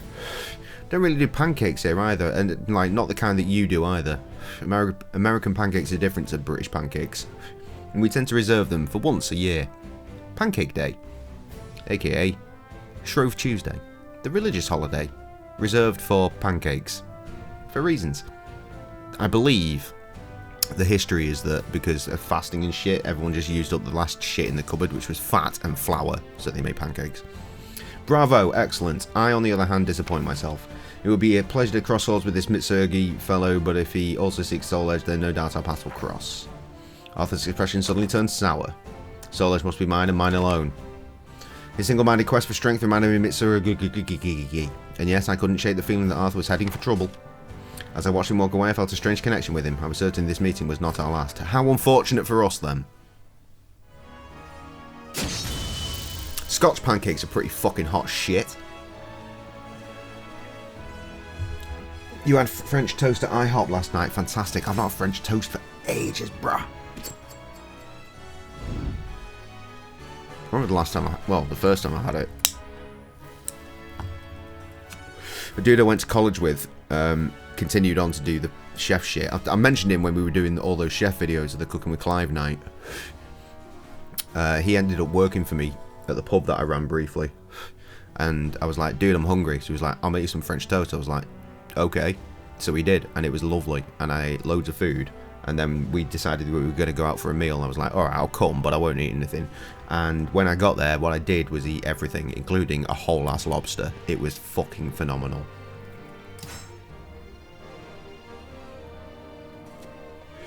You want carbs again? Well, treat yourself to some carbs, man. You're probably at a decent weight now. Just fucking skirt the bullshit and have some nice food. Treat yourself. Christmas is coming. All over your tits and face. And if you turn over quick enough, your ass as well. Merry Christmas.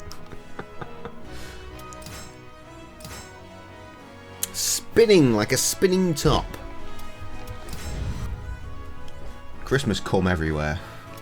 Oh lord, hang on, did a fissure open? A fucking fissure did open. I don't want to do this, but I'm gonna have to. Bourbonsoir. Gluten-free French toast. Good shout, that.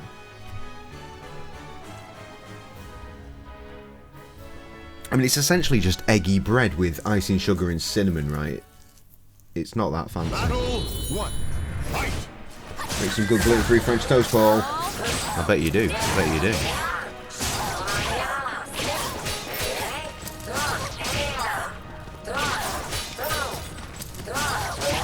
I must say, I'm really enjoying the idea. Based off the fact these features seem to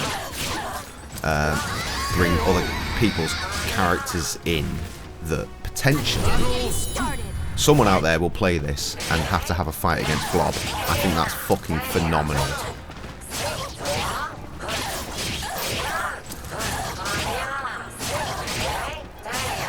Keep her sideways, we can get a perfect here. Nice. Talk about a white Christmas. I know, right? It's the kind of Christmas I'm after. Bruh. No, I'm saying. Had a very good Christmas one year. We got drunk and then did things. It was wonderful. As I stretched my hand towards the astral fissure, I felt two forces tugging at me from the stop reading the fissure shit, Jay.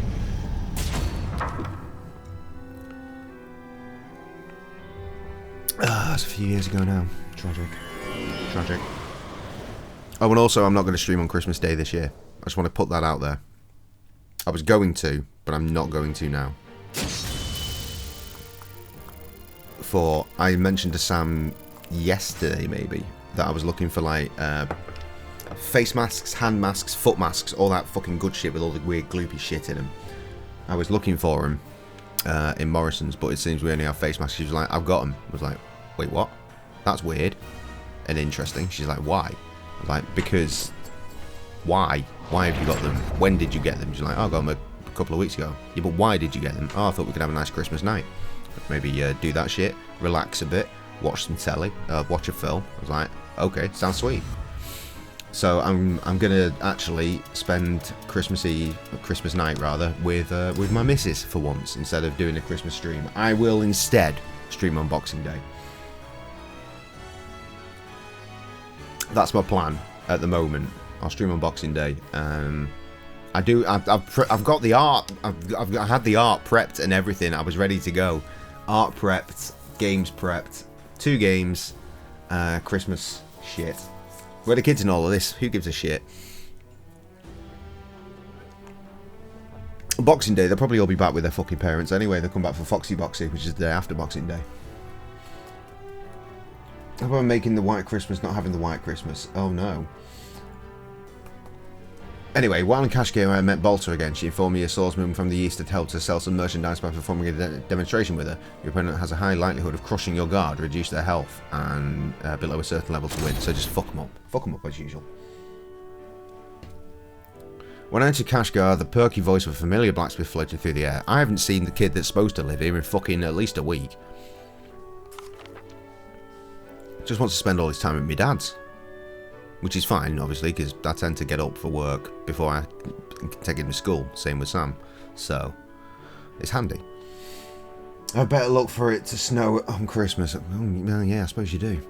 Come one, come all, and what do I have for you today, ladies and gentlemen? Why, this giant axe, the finest example of wood steel you'll ever see.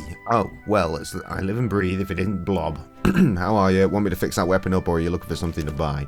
I'm looking for this story to end. Bolter was as buoyant as ever. I asked if there was a reason she was so chipper. I found me another assistant just like you. Helped me put on a show. Some guy carrying a sword from an eastern island. He knew how to swing it good too, let me tell you. Thanks to him, my sales are through the roof. Remember the sword from an eastern land? Mitsugi or Arthur, perhaps? Want to know more? Well then, you know the drill. How about you?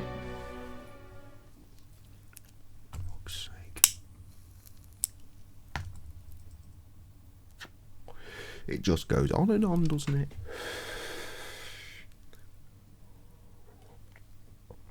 Am I at the point where I want to cheat all victories, though? I'm not sure I am. I'm getting fucking close.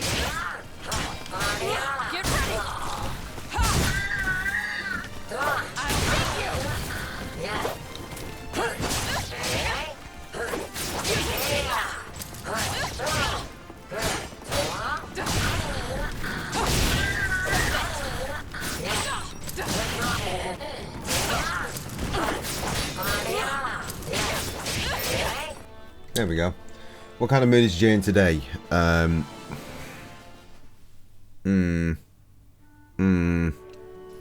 Ryu, what a great day for business. I'm smiling so much I'm going to have to rest my cheeks later. The customers who had been drawn in by a demonstration finished their shopping and dispersed one by one. Eventually it was just me and Bolter who was practically jumping for joy. I asked her about the swordsman who had passed through earlier. Oh, Snow. Pissy. I'm not pissy. I'm just kind of not great. Hopefully better than yesterday. Worse. Oh yeah, sorry, I was away with the ferry, so you want to know about Mitsuka. Bolter explained how Mitsuka had been earning a living recently as a hired sword. He stopped by a shop to stock up before setting out his next job as a merchant's guard. By the looks of it, you're planning to go after him. Well, if you're ever around the neck of the woods again, let's get another demonstration going. Okay.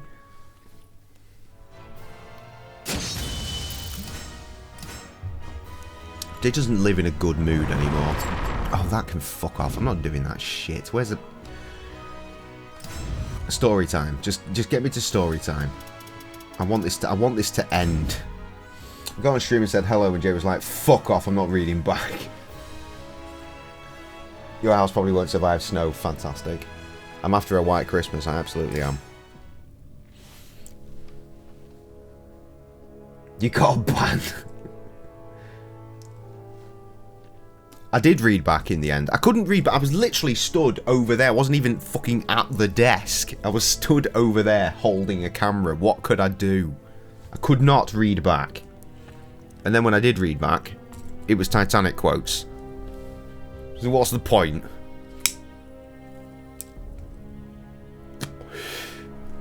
It was no small feat trying to track down the scythe-wielding sage, but I somehow managed to locate him in Calm down, madman. You, what do you want? I explained how I found Grab, but need to know how to defeat him. That man was of great interest to me. Despite his connection to the evil organization, you need not do anything for him. He has lost all control and rampaging is like a mad bull. Though his incredible strength now, it will wane in time, and when the last drop drains from him, death will claim his soul. Because Titanic quotes are live. No, they are fucking not. And you got told twice the day before, according to Kirsty. You did. But in a lovely, friendly way. I told Zasamel how I promised to kill Gra should he turn.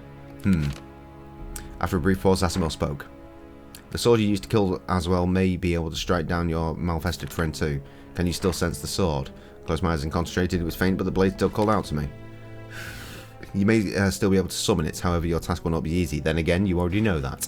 This time you may have to sacrifice a good portion of your remaining life to manifest the sword, and if you fail, well, you will very likely perish, so think hard before you act. Let's just get on with it. Told him I would fight Gra, whatever the cost. Those are limited lifetimes often behave in strange ways. Very well, do as you please. In the blink of an eye, Zasamel disappeared. I suppose he was finished with me, for now.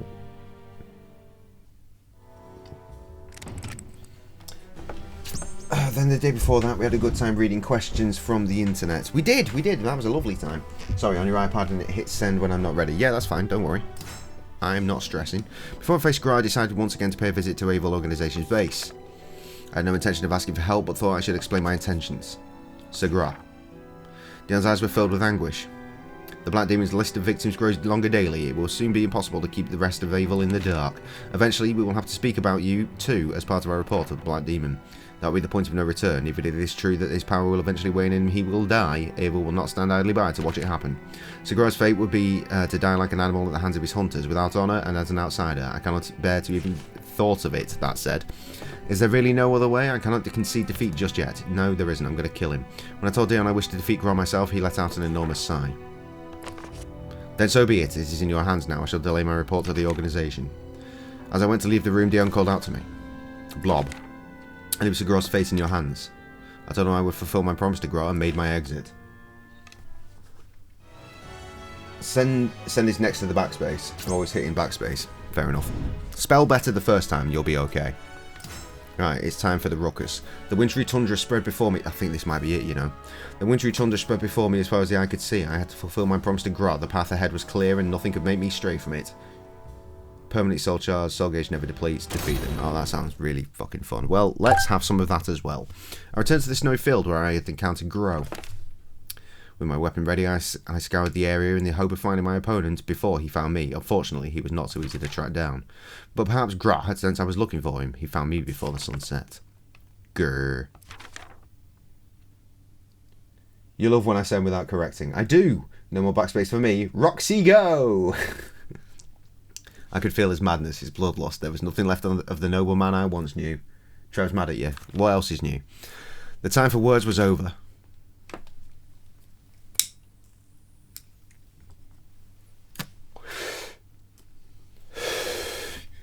It's because your house will be finished shortly, and then the ghost says that Trev's house will never be finished. Battle 1. Fight! Ruckus!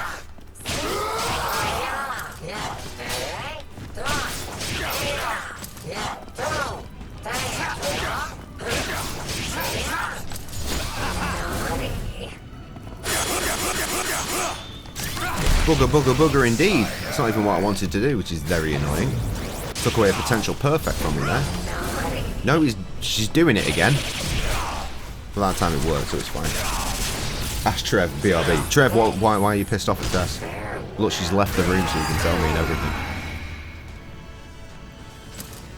Battle 2. Fight!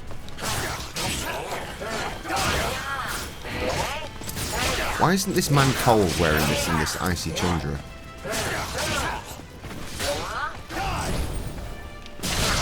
Oh, you cunt. Billy Big moves over here.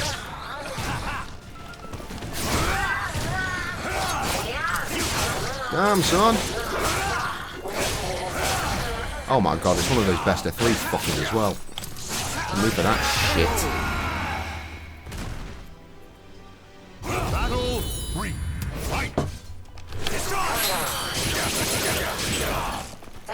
That's the move I wanted this whole time. Do it again. Or that. Whatever.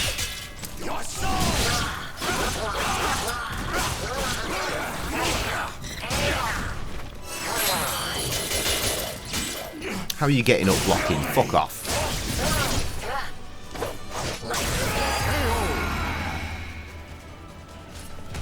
Get fucked. Pow. Booty, booty, booty, booty. Ah. Everywhere.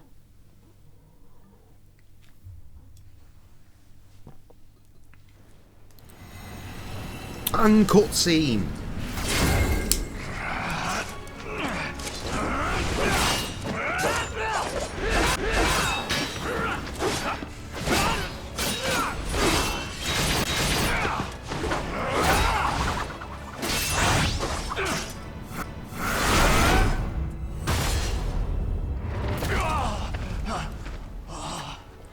I killed him till he died from it.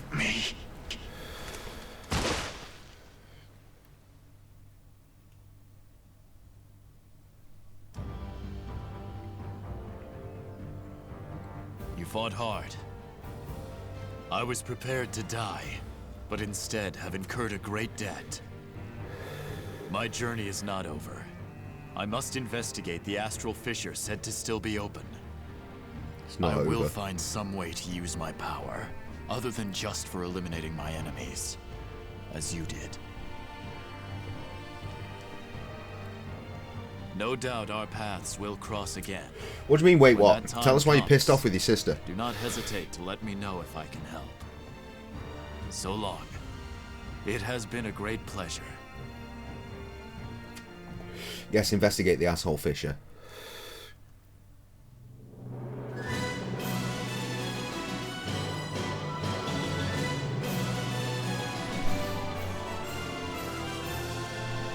Credits! It's over!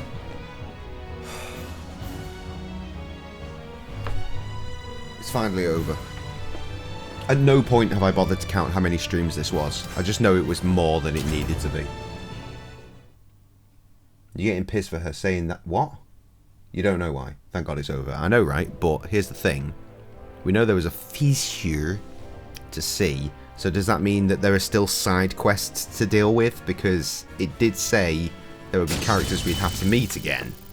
I acquired the title of Black Demon. I am the best. See? There's more shit. I don't care about elite mercenaries. I didn't care about any mercenaries to begin with. With the deed done, I returned to the Evil Organization's base. I cannot thank you enough, Blob, for saving Sir Grob from that miserable existence. Personally, my feelings are mixed. However, that does not change the fact that your actions here have saved a great many lives. Thank you. No in the bin. Their passionate responses caught me off guard. It was clear how much Graf meant to them and to Evil. Unsure what else to say, I told them that all I had done was to keep a promise. I asked if Graf had gotten in contact with them. Yes, once. Alas, it seems he has decided not to return to the organisation. It is highly likely that the rest of Evil now knows he possesses outsider powers. Thus, his decision is understandable. If we could only think of a way to keep it hidden, that would be far too dangerous. It is still my belief that Sir Grob will return to us one day. Yes, it would be glorious, like a noble king returning in triumph. Fucking fool. Judging by Dion's words, though Grot intended to stay away from the Evil Organization, they would not simply leave him be. As Grot himself said, it was possible we would meet again. In another game, fucking hopefully. It occurred to me that everything he and I had done would remain one of history's forgotten secrets. Be that as it may, at least I could say I had no regrets. Forgotten Secret, it's on Twitch, mate, and YouTube.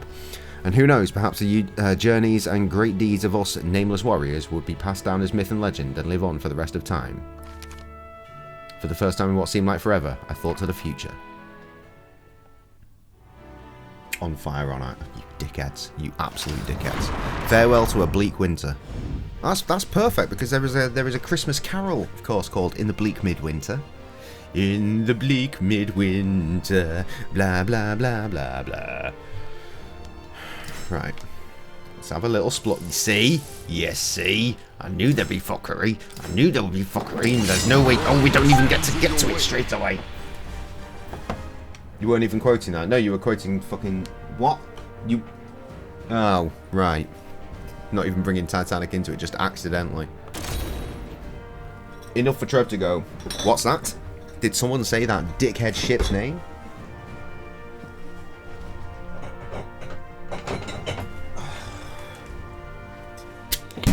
What did you miss? Well, technically I finished the game, and yet here we are still playing it. Perfect fucking slow motion. And Trev didn't tell us why he's pissed at you, because he thinks he isn't, so you're going to have to tell us instead. Sorry, multiple cunts? Hello?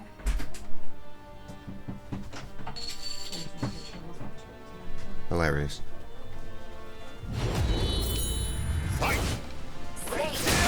God fucking damn it.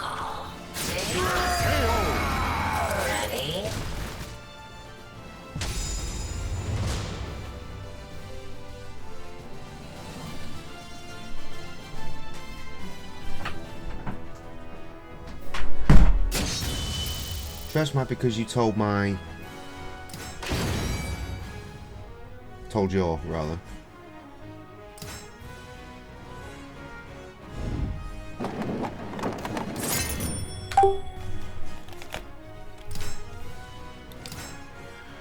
I came across an aristocratic young lady surrounded by boorish thugs on the road. I quickly stepped in to help.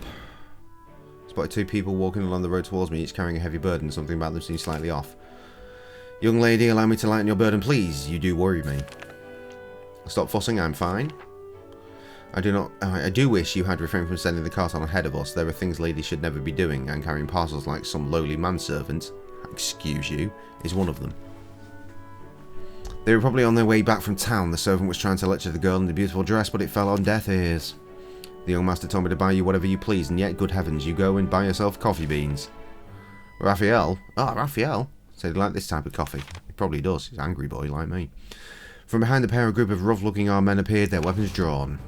It's not safe for a little princess to be walking around these parts unprotected. Lucky we came along when we did. We'll guard you for a price, that is. Without a second glance, the girl passed her bag of coffee beans to her servant. You stay back and hold this. The servant moved away with a sigh as the girl turned to face the men, drawing a thin sword from a scabbard to her waist. If you can beat me, you can guard me. The girl's calm demeanour didn't alter the fact that she was facing a large band of ruffians alone. I couldn't just stand idly by, so I moved in to help. Christ, we're never going to know why Trev's mad, are we? We're never going to know.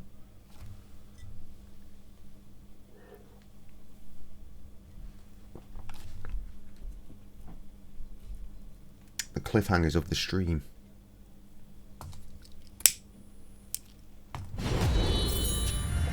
Everyone wants to know.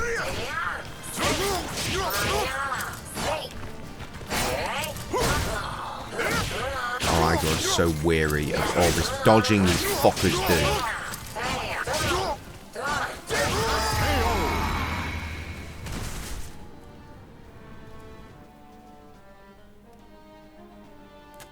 Come on, Trev, search within your soul, you must know.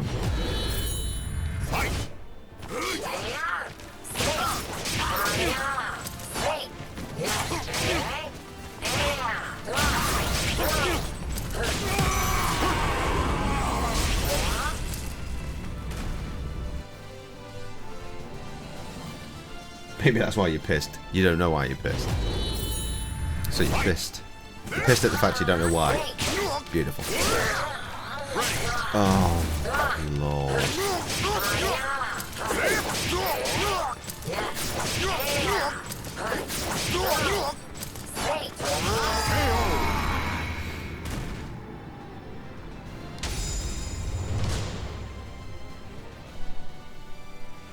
I really want to go full cheat mode, but it would be deathly boring if it was just straight down to one hit and nothing but reading.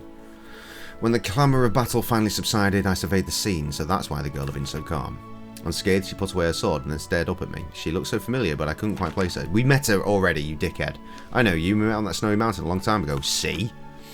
Amy, the girl I met in the pre-knees. She'd grown and then with her hair and attire looking a lot neater, it's no wonder I didn't recognise her. Actually, she needed my help, but before she could reply, her servant had dejected. Your help was most welcome, while the young lady's full of fight. If anything had happened to her, I couldn't bear to face the master. I'm eternally grateful to you. And bless me that you and the young lady should be acquainted. Young miss, this is a perfect opportunity to practice everything you've learned. How about inviting your friend to the mansion? The master would be pleased too. Yay, more fighting. It's like Phoebe from Friends when she couldn't remember why she was mad at Ross. That's weird. This is the second time I've heard Friends reference today. Slightly overwhelmed by the servants' ebullience? What? I looked at the young girl. She watched me for a moment, then gave a small nod. According to the servant, the mansion was a little off of the beaten track. I promised I would visit within the next few days and we parted ways. I will do that right now because obviously that's what we're meant to do. At some point it's going to run out of side quests and it will actually end. Meanwhile, partly because Amy's maid had spoken with such passion, I made my way to the young lady's residence, which was somewhat off the beaten track. The manor's lord came to greet me when I arrived. Vertical attacks do more damage, blah blah blah blah blah. When I arrived at the mansion, I was taken to the drawing room. Blob, I heard you came to Amy's aid. This makes the second time you helped us now. My debt to you now seems to grow larger by the day. Please join us for dinner. Over dinner, we spoke for thousands of years. During dinner, Raphael boasted of his library, so once we had finished our meal, we stepped into the garden and headed to the annex to see it. Amy says you're a capable fighter. How about a little duel? No need to hold back with me. I taught Amy everything she knows. Why was she mad at Ross? Was it something that happened in a dream? It sounds like something that happened in a dream.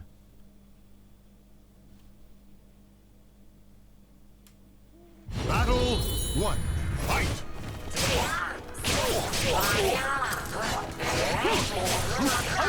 Oh, dude, fuck off. Yeah, that's it.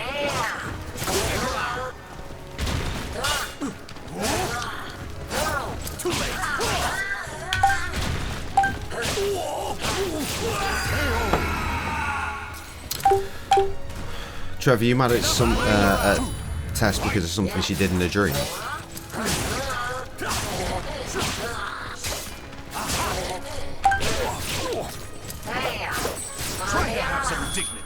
No, the boredom is real.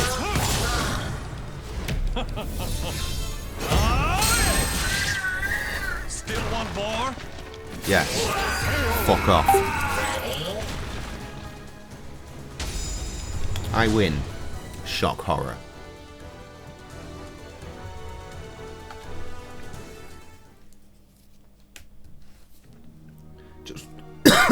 Just when I thought I had him beat, my legs grew weak and I stumbled. In a flash, Raphael had the tip of his rapier against my throat. I froze.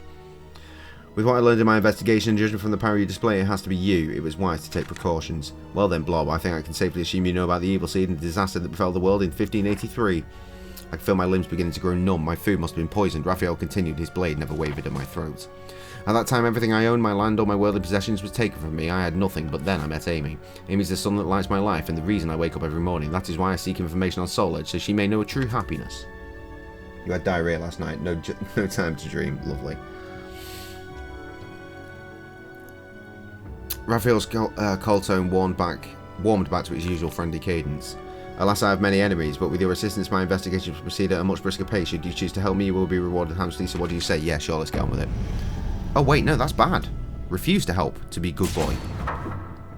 Never a truer fool have I met, prepared to die, as all who stand in the way of Amy's happiness shall. I felt the tip of his rapier press against my throat. What are you doing, Raphael? Amy, oh, we're just having a little bit of fun. Indeed, you said so yourself, didn't you, that our guest here is quite adept? As you can see, though, I have emerged the victor. Raphael sheathed his rapier before walking over to Amy. If you change your mind, come see me. Let's head back inside, shall we, Amy? What a twat. I watched as the pair headed into the mansion. Raphael said he wanted to bring Amy happiness, but how did the cursed sword fit into those plans? I pondered the question as I left to continue my journey. How does that continue, though? Oh, God, story time is how. I wonder what Raphael planned to do with the information he was gathered about the cursed sword. Perhaps I would learn more by giving him the text I had collected. With the documents in hand, I returned to Raphael's mansion. Marvellous, I knew I could rely on you. Raphael wasted no time and began to read the documents I brought on the spot. Interesting. After reading them from start to finish, he let out a sigh. The writings you retrieved for me were the first 2 sections of a 3-section piece. I have the final one here. Raphael pulled a document from a shelf. I obtained this recently. Read it for yourself. The final section by the author, this so-called Scholar of the Future, described a failed attempt to create the ultimate seed. Only those present at Ostenburg Castle during the attempt knew exactly what happened. I pondered who this scholar was when suddenly it hit me. A shiver ran down my spine. As well, we knew that. Regarding that spirit sword that the author referred to, there seemed to be no references to it in any historical record, nor is it spoken of in any rumour or folktale. I can't tell if it was something made to increase the power of the cursed sword or just something that was made up. But it appears this Scholar of the Future fellow and his plans for the ultimate seed were thwarted by the conduit wielding the true sword, which is very likely to be the real Soul Edge. In other words, if this conduit figure really exists, then I have no doubt the Soul Edge also exists. I presume you feel the same. I am that conduit. Raphael looked at me, his gaze as sharp and as threatening as his rapier. But let us celebrate for now. With this, I am one step closer to crafting the perfect world for my beloved Amy. These documents will prove a valuable resource to me. Soul Edge, I will know your secrets. This I swear.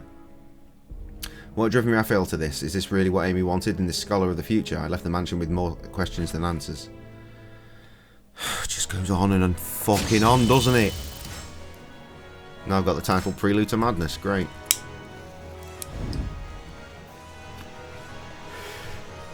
Continue this plot. What's occurring?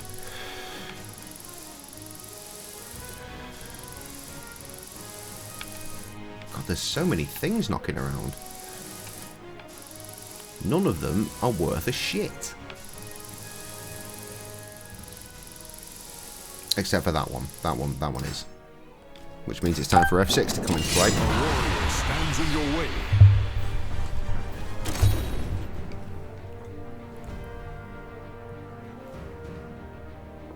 Oh, when will this game end? When? When, oh Lord, tell me when. We've run out of chapters, that's great news. That means we're just mopping up side quests at this point. And seeing as I've been pretty fucking adept at keeping track of those, we shouldn't be here for too much longer. That was a Jinn, that's different.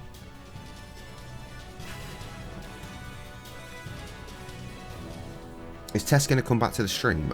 We're all on tenterhooks over here. We need to know our Guan. Warrior stands in your way.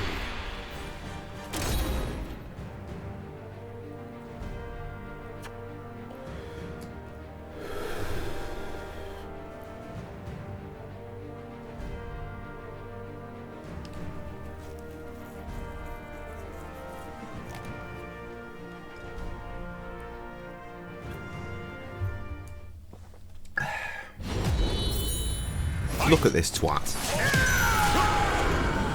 He got a fucking apple on his head.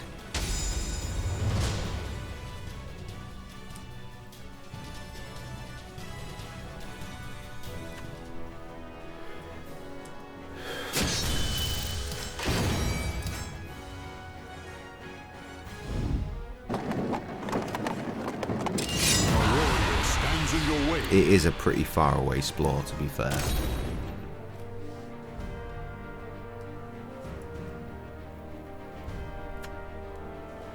Roasting? Fuck off. Turn it off. Take it off. Turn it off, take it off. Stand outside for a bit. Feel my fucking pain.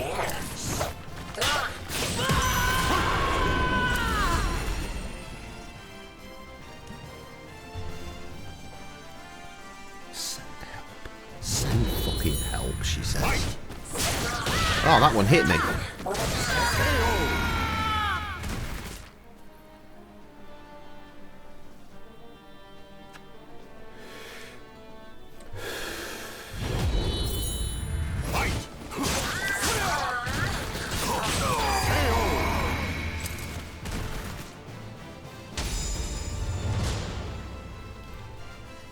I feel like there were probably people queuing up to fucking save you from your toasty warm blanket. Or maybe just steal it so they can have some warmth.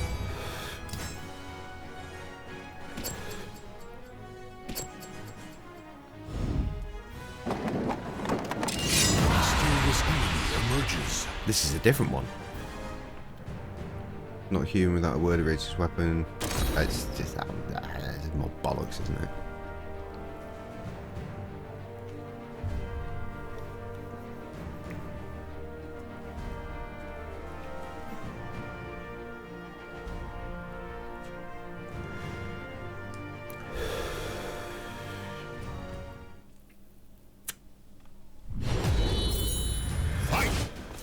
Jack. Good night, Jack.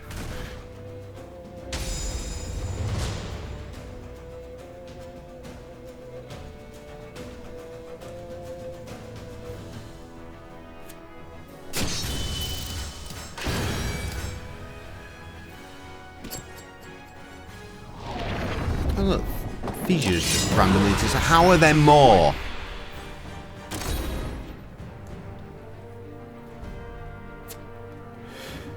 I'm leaving one hit kill on from this point forward. I don't give a shit. It's all going to be reading and loading screens.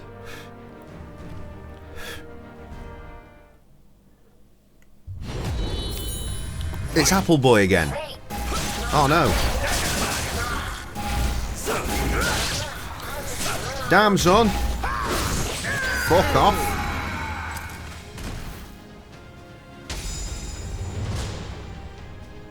Unreal.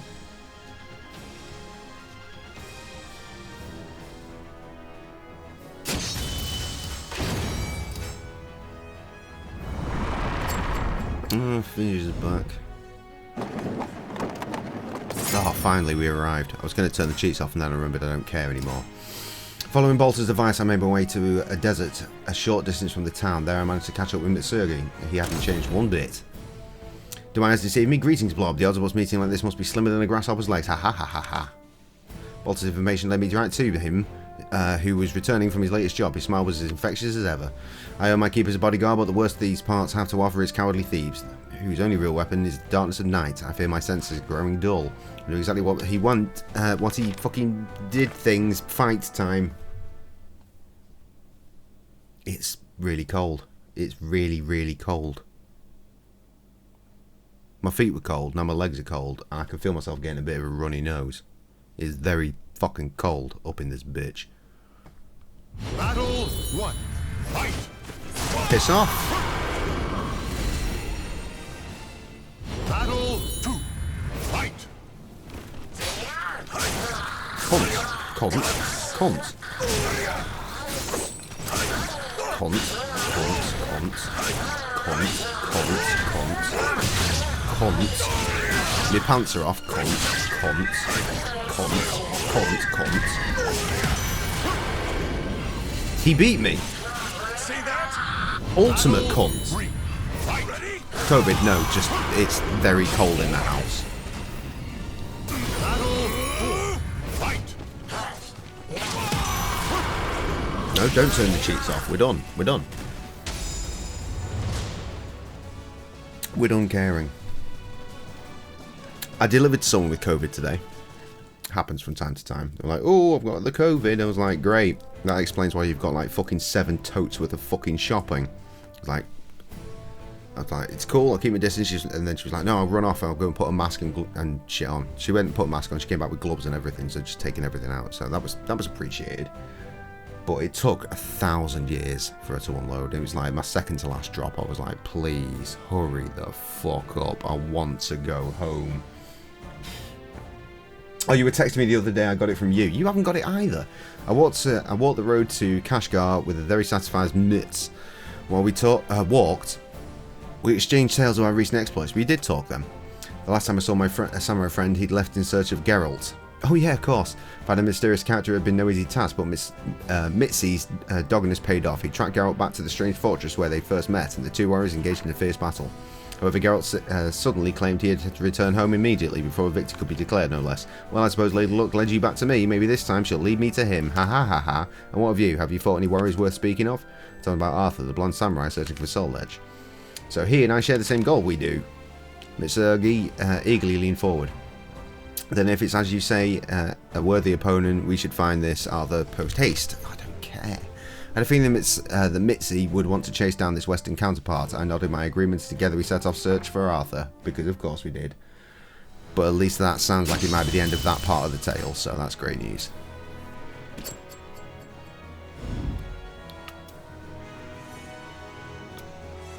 continue to explore. Right, I'm assuming at this point, unless it doesn't have a... If it's got a face on it, it's worth it. If it doesn't have a face, it fucking ain't. We'll do a quick sweep right at the end, just in case. Oh, why? You can be the carrier. Okay. I guess I could be the carrier, to be fair. Sam's had it like 3 times. I've had it 0, so... I think I'm one of those boys. Like I said, I haven't been sick since before COVID reached our shores, in theory. Unknown level 90! Oof, he looked like a Sith. Not that you know anything about that, Trev. Fake space.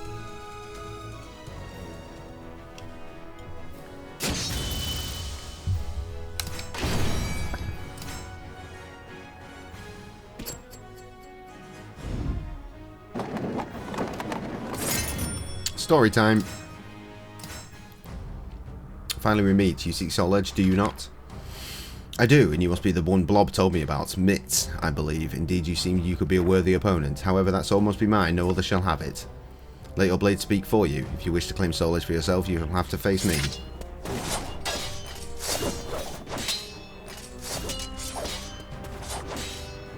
So, remember how the ghost told me to fucking...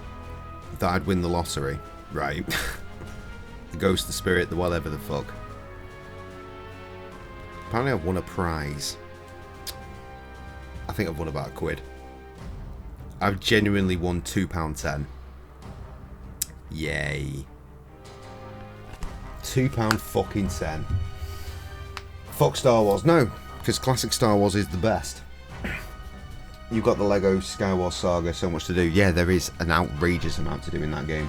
I was pissed because we brought it on Black Friday sale and now it's on Game Pass. Hilarious. But you own it now, so that's the difference. Because it'll eventually come off Game Pass. The warriors drew their swords. They launched once, twice, the clash of their blades sending sparks flying like fireworks. Long they fought, but Mitz's skills proved the sharper. Well placed blow sent Arthur's sword flying, and the samurai placed the tip of his blade at his opponent's throat. Nah, I lose. His sword unmoving Mitz flashed a grin, brimming with confidence. Brimming, presumably. I know nothing of your plight, but your sword cannot harm me. Perhaps your search for Soul Edge has dulled your skills. As you may have guessed, I am not Japanese. I was born in Western Europe. Arthur was an Englishman who, as a young sailor, had crossed the seas to Japan. There were wealthy merchants had taken him in. He treated Arthur no better than an object for his collection. To make matters worse, Arthur's foreign features attracted prejudice from those around him, making his life miserable. And yet I was blessed with the love of my life, with whom I now have a daughter, finally a family. No more do I need to suffer the world alone. And yet you're out here searching for a sword. It's my duty to protect them and earn the respect of those around me, and Soul Edge will grant me that wish. Mizuki lowered his sword and scratched his head. I cannot deny you have had to deal with much. However, I have yet to understand what any of this has to do with Soul Edge. Why do you need the... What do you mean? I was born into a family of peasants. No matter my achievements as a warrior, most would barely give me the time of day, but that matters not, for I am stronger than them all. Is that what really matters? So pray tell, what drives you to seek Soul Edge? Simple, I wish to become the strongest in the world. Mitz's booming laughter seemed to relax Arthur, who even managed to smile. Of course, my defeat makes sense to me now. Arthur picked up his sword and began gathering his belongings. It is as you say, no matter what I achieve, it will not change who I am in the eyes of those who belittle me. Perhaps my true desire was to simply look down upon them for a change. Mitz, my friend, I shall return to Japan and to my family. I shall only ever draw my sword again to protect them. If that's what's most important to you, then that's what you should do.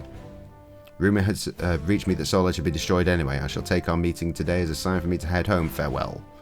Arthur left, his countenance suggesting a huge weight had been lifted from his shoulders. For once, Mitz was silent, seemingly lost in thought. Like Arthur, something must have been weighing heavily on his mind. Blob, did my eyes deceive me, or did Arthur say Soul Edge had been destroyed? When I told him he had heard correctly, Mitz suddenly bolted after the blonde samurai. Wait, come back, Arthur. What is this talk of Soul Edge's destruction? Once again, silence filled the air. What path did these two samurai walk, and where would it take them? I looked at the sky and lost myself in contemplation. God, it cracks the fuck up.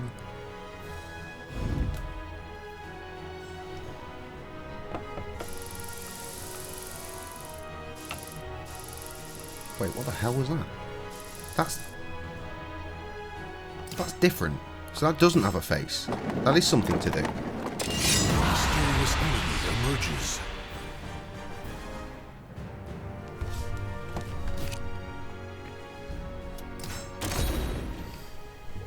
sorry. Wait, what?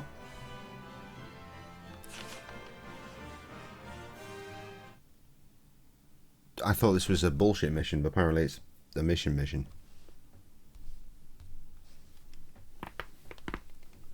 Crunchy neck, boys. Battle 1.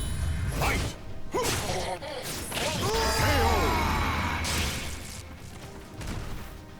Battle 2. Fight!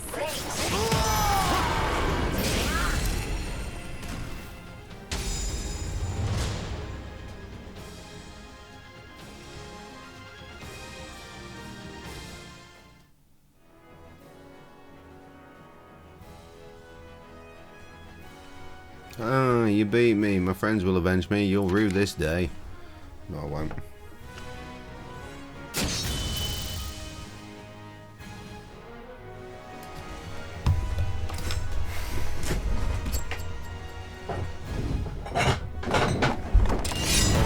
Stands in your way. Because of course they fucking do.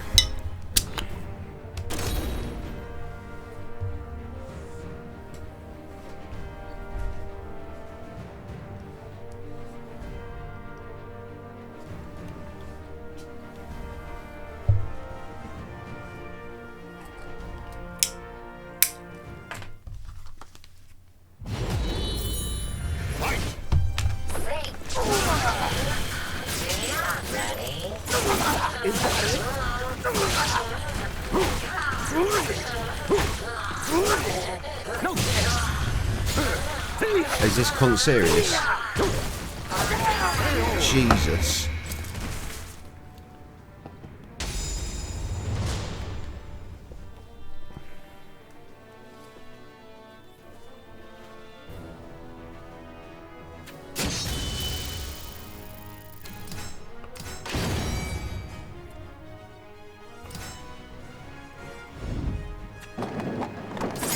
Finally.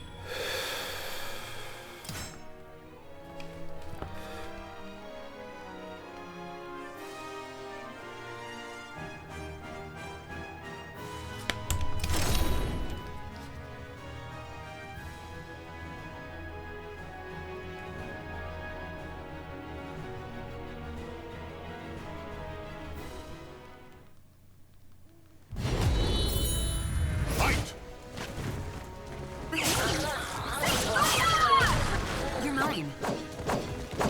Adorable. Piss off, bitch.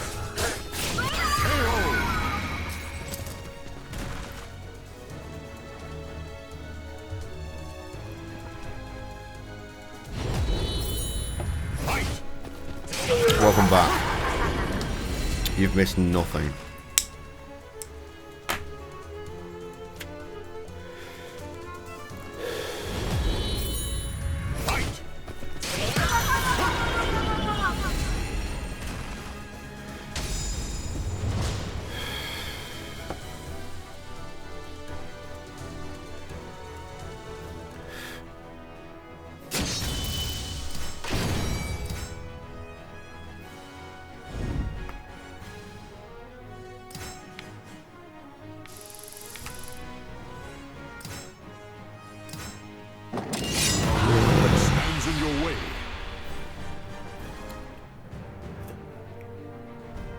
Famished and faint from hunger, I found myself entranced by a delicious smell that filled the air. My body carried me to the source of the fragrance, a pompous traveller who was willing to break bread together, but only if I could prove myself in a clash of the arms.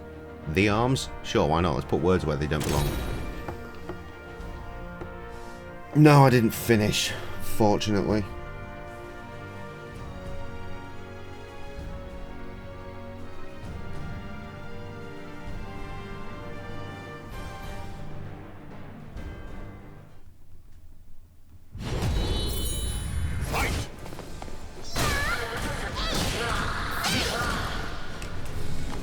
Piss off.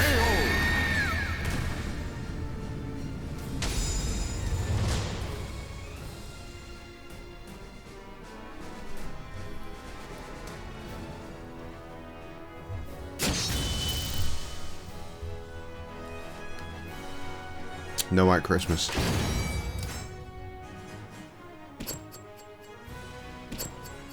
It's looking less and less likely all the time.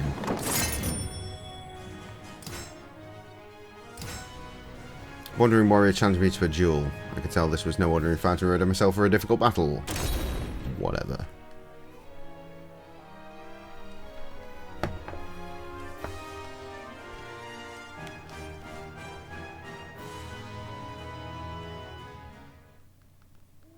Battle 1. Fight!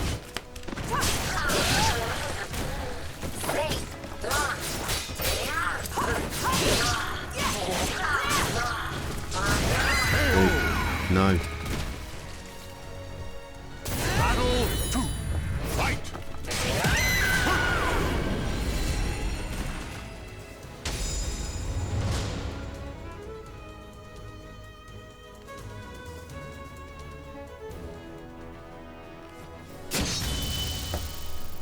Everybody's still alive, yeah, just.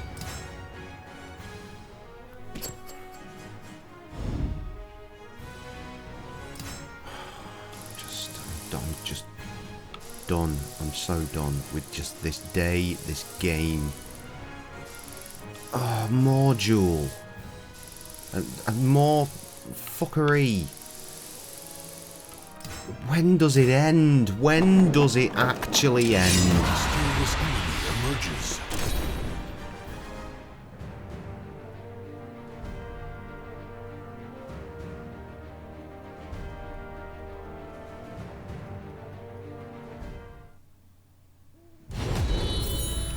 Fight!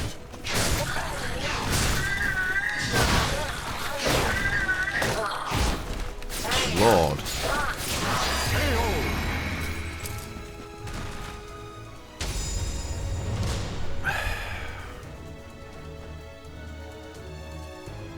Nah, that won't help.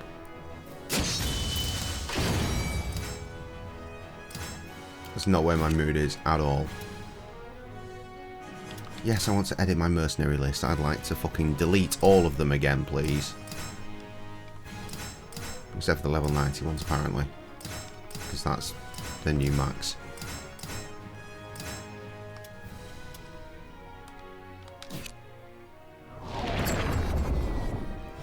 Fissures once again closing themselves, which is wonderful news.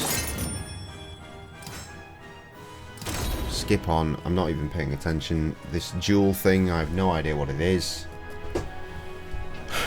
It's just ongoing fucking bullshit. Just like this day.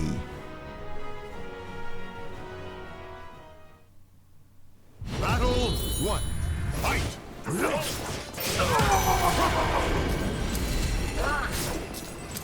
Battle 2. Fight!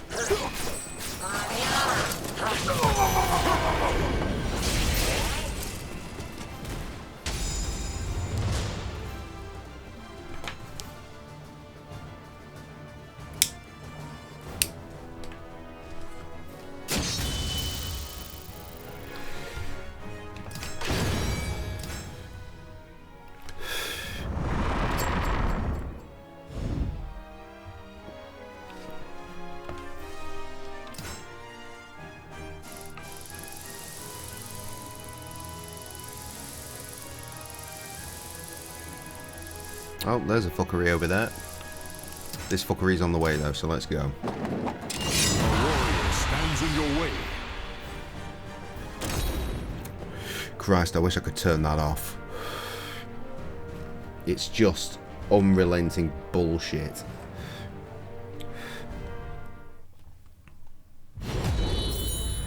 Fight! That was good. Can we do more of that, please? Extended shots that just wipe motherfuckers out straight away. Oh, good, there's multiples, of course there are.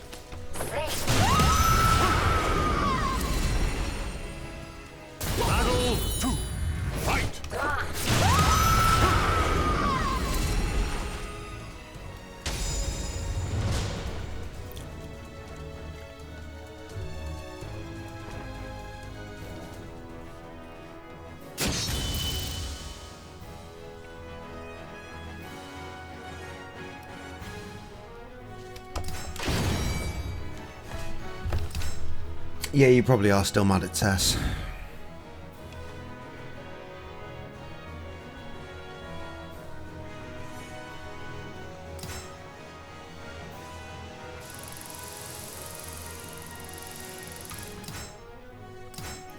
Mysterious enemy emerges.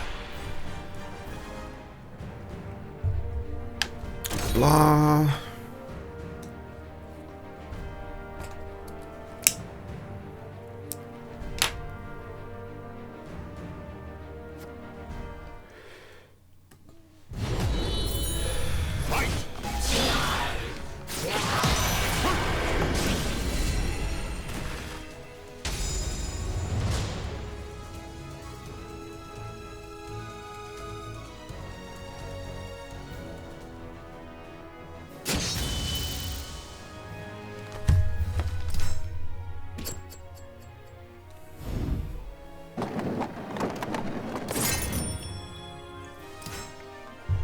Right, what fuckery is here?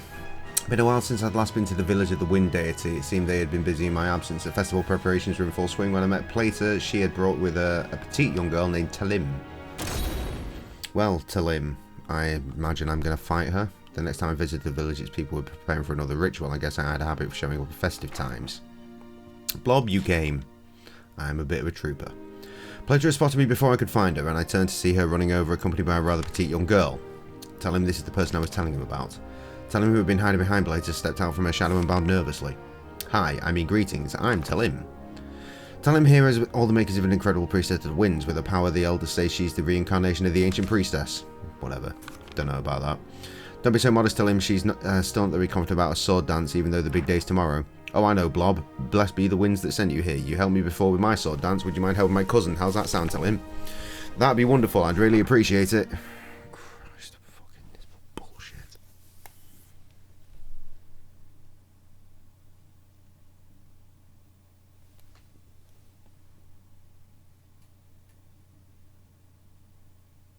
Battle 1. Fight!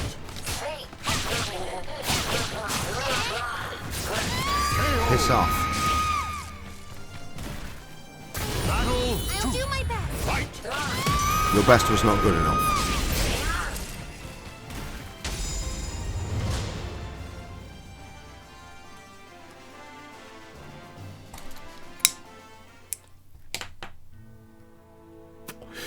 Thank you for all your help. So, do you see how strong she is? Not really. This player passed me some water. I told her that Talim did indeed have exceptional power. I lied. Talim really is special. Do you remember our first meeting when I told you about the last priestess of the winds? Well, it's Talim. Tomorrow will be her first sword dance. Please do her the honour of being there to watch, okay, Blob? Plater was... Oh, God, there's going to be so much story, isn't there? Plater's smile was warm, but I sensed a hint of sadness in it.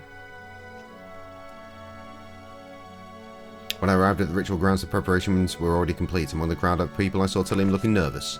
Plater, however, was nowhere to be seen.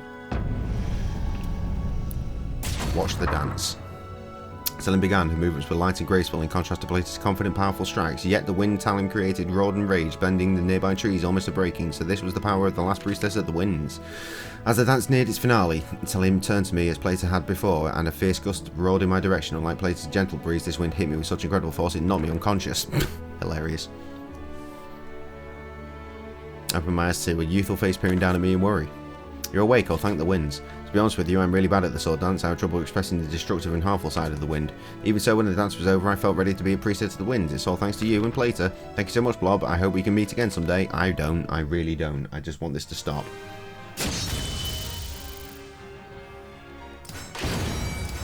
Welcome back.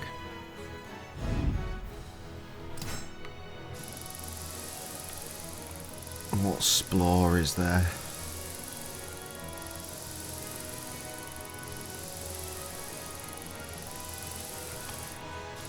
Oh my god, do you see that?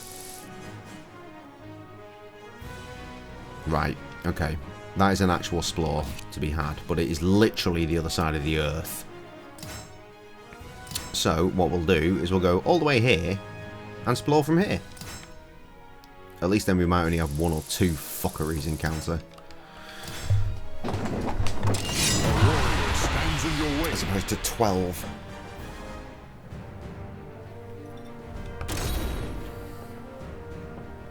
A sudden amount of bullshit occurred.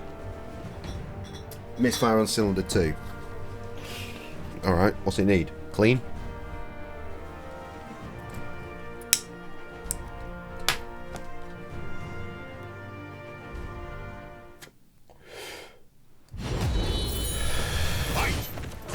This phony bitch. Fuck off.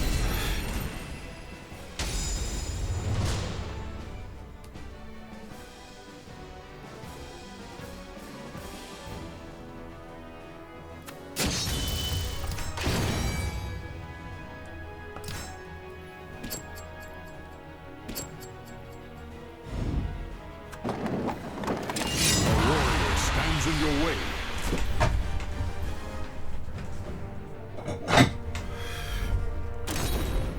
More skeletal fuckery.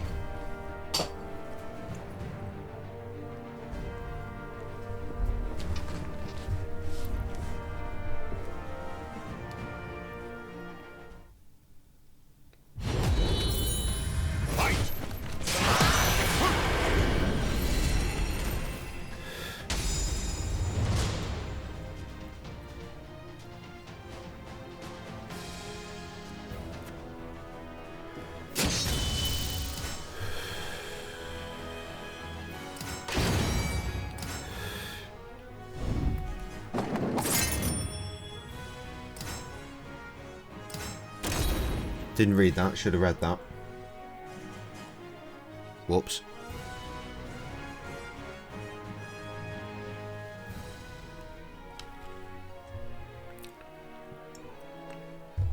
Good news, now my hands are getting cold.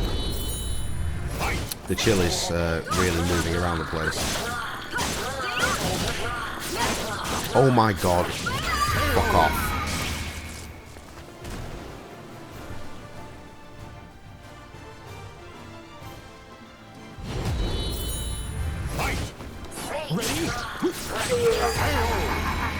Yes, Travis, I am ready.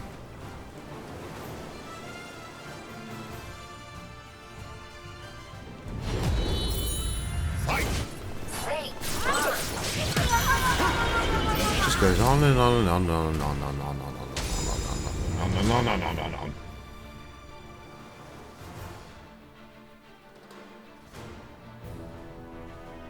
Having such a fucking bad day. It's not even showing, like, attempted signs of getting better. It's just getting worse constantly. The jewel. The jewel. Good. More jewels. All the way. No, immediately.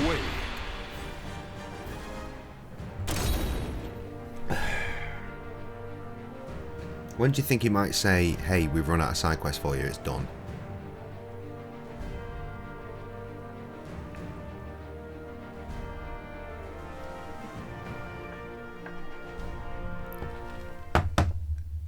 Will it? I wonder. Piss off.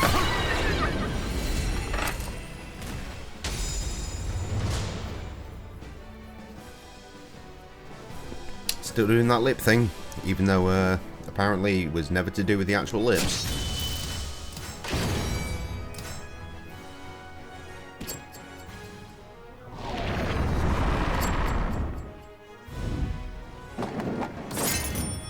We've arrived. Wandering Warrior. Wait, are jewels a new thing that is just basic bullshit that I don't need to care about? I am wondering. Battle 1. Fight. Great start. I was going to suggest start plugs, but I wasn't completely confident about my mechanical knowledge. Turns out I would have been right. Oh well. Extra spanking just for being a dick.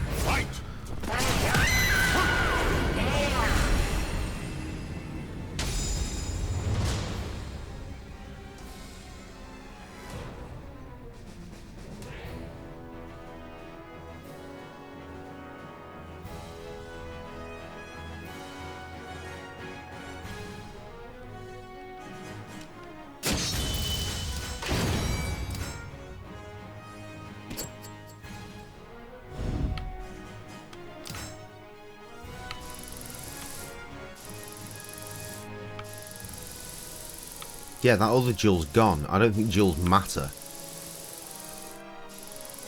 Unwelcome guest might matter. Again, there is story time that's closer though, so let's do that.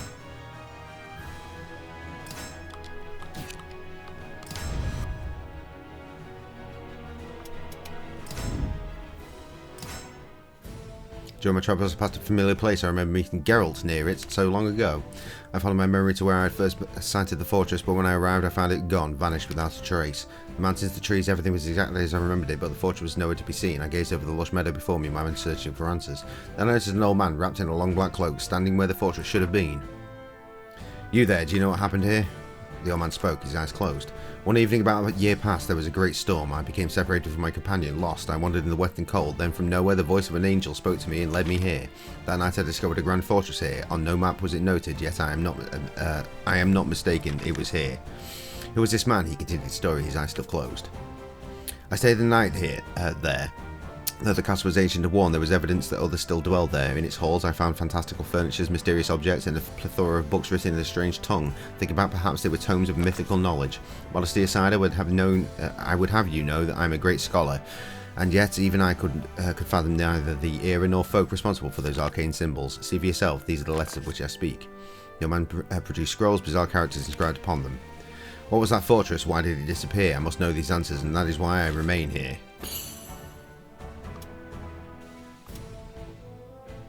Yeah, that. It did come from another dimension. That may be. The man opened his eyes wide and they blazed with excitement. Another dimension, of course. I never considered that possibility, but it rings true. The angels' voices were a beacon that guided me across the very fabric of reality. My presence here is in this banal place supports that theory.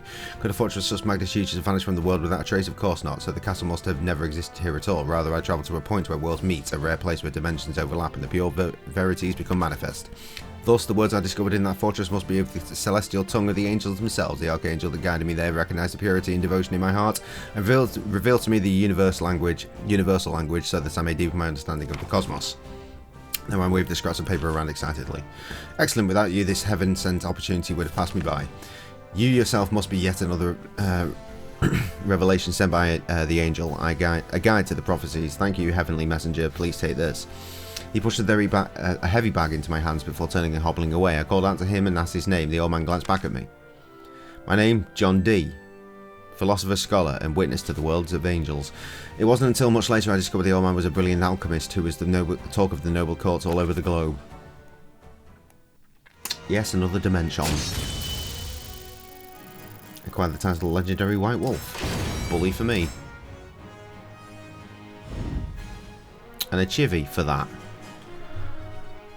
This game, what does he want? It's so weird. Right, is this more fuckery? I feel Mysterious enemy emerges.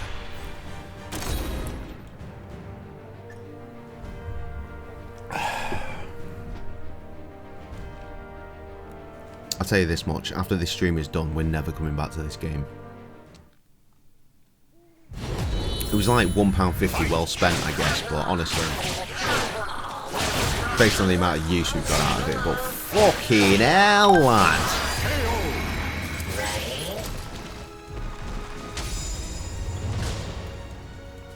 I'm just done.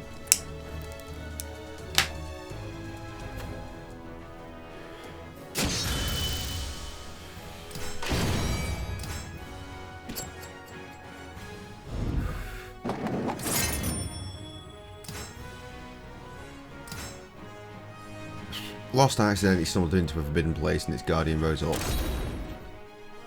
I feel like this is more bullshit as well. I don't think any of this matters anymore. I think we're done. But think is a strong word, so who really knows? Battle 1. Fight!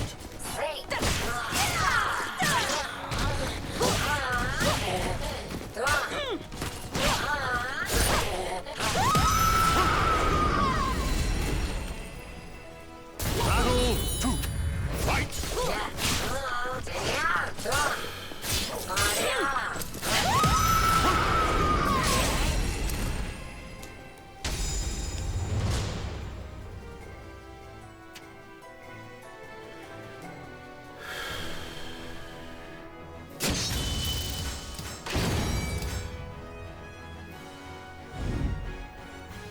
What's the next game and when? Tekken tomorrow.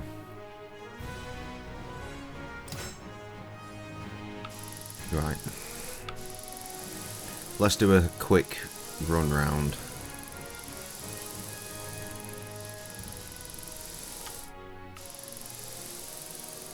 I don't think there's anything of importance.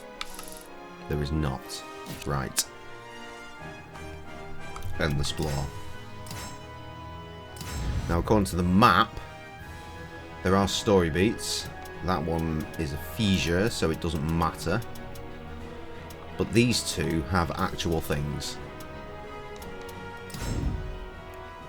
These might be the... Oh my god, there's two here. Evil Organization asked me to seek out a shard from the cursed sword and search clues on my way to blah blah blah blah blah blah blah blah blah.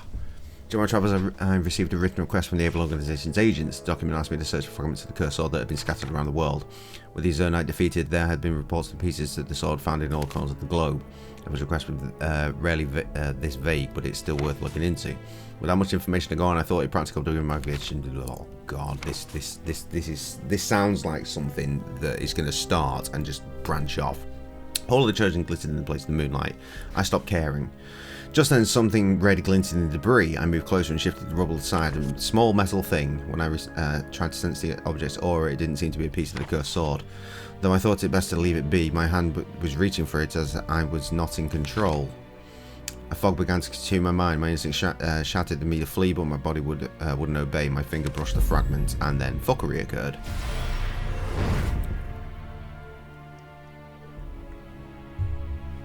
In a flash, memories flooded my consciousness, memories that weren't my own. My head throbbed with an old familiar pain. A pinprick of light appeared before me, growing brighter and brighter. I shaded my eyes, and then... a ruckus, surely.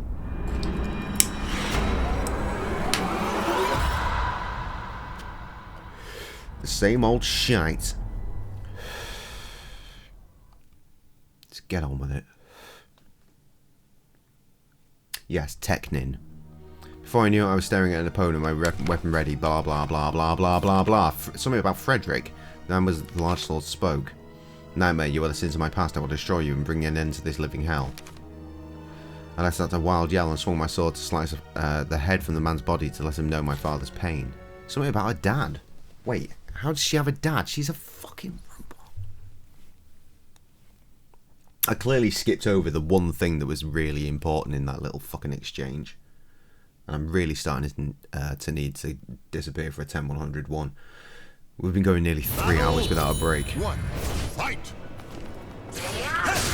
God damn it! Matters. I am maximum cheating at this point, so... piss off. I have no choice. Fight!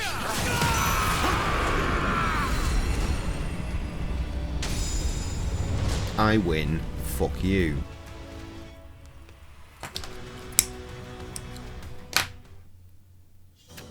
I mean, are we not just retreading the same shit over and over here? As suddenly as the memory had begun, it ended. My vision returned to normal, my headache subsided. I blinked and looked around. I was back in the hall of the Chosen. The moon hadn't even shifted, like time itself had stood still. The metal shard I had touched had vanished. My hands were empty and the shard was nowhere to be seen. It was as though it had never existed. Was it a fragment of the cursed sword or something else? I left the castle wondering why I should make it the instance and if I should tell Evil what I'd seen.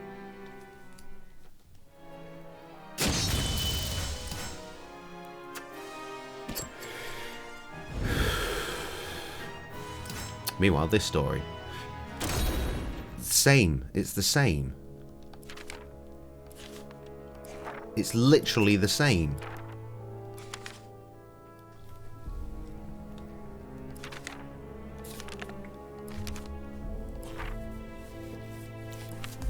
Well, read it this time then. In the flash, memories flooded my conscious. Memories that were my own. My head. Yeah, we did that one. Oh, it didn't say anything about father this time. But it's essentially the same.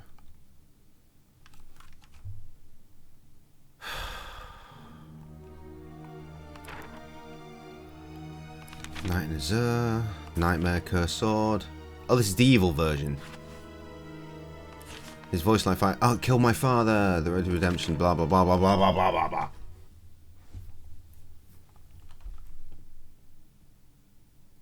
so cold. Maybe that's why I haven't pissed yet. It's actually frozen within me.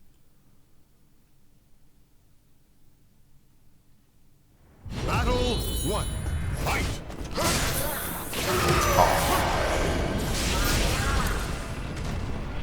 Shall make a fine sacrifice.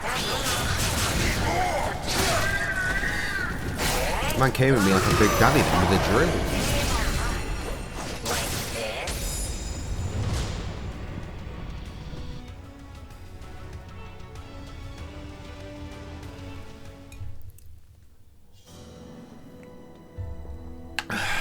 It ended, vision normal, blah blah blah blah blah. Just skip.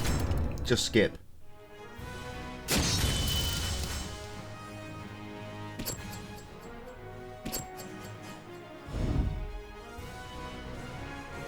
I'm going for a piss and then we're going to end this. Enjoy the double music for the hopefully the last time. As we were. Oh, we're not exploring the surrounding area, are we?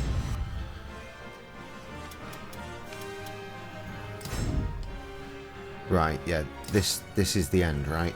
Snowy arena where I fulfill my promise to grow. Who in their right mind would be in a place like this? I was about to find out. Of course. See you settle metals with the evil warrior. I turned to see Zasimel striding towards me through the snowy forest. You succeeded in bringing forth the sword. Furthermore, you still stand where you should be dead. All you hope to achieve has become reality, and you even held on to who you were. Most are unable to change their destinies, and no mere human could truly achieve what you have done. I'm a robot. Zasim's glimmering golden eye held me in its steady gaze as he readied his sheath scythe. So, what will you do when tossed to the bottom of the abyss? I won't be tossed to the bottom of the abyss. Zasimel drew a symbol in the air with his left hand, and the next moment the world began to warp around me, menace pervading the air.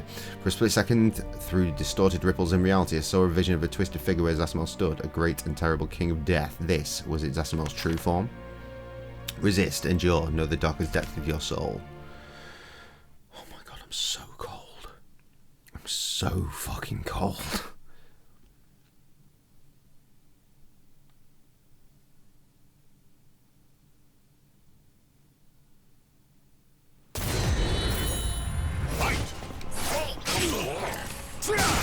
I'm sorry, what?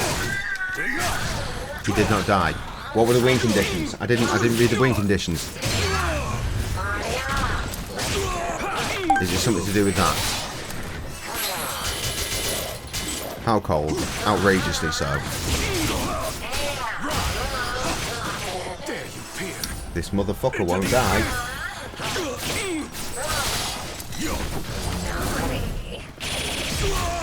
Am I supposed to lose?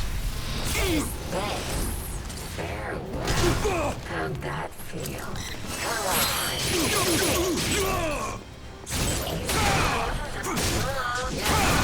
I was going to say there is a time limit, but it was frozen. Maybe I'm just supposed to survive.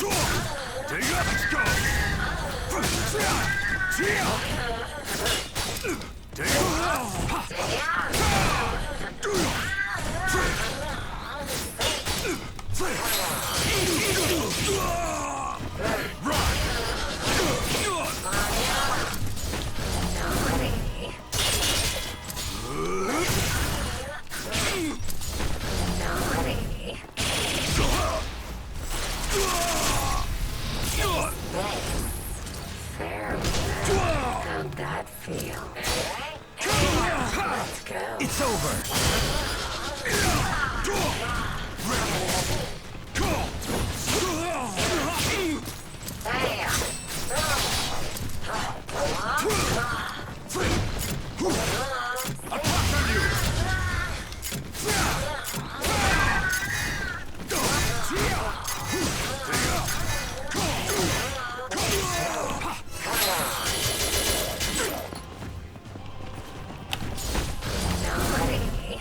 Time is frozen again.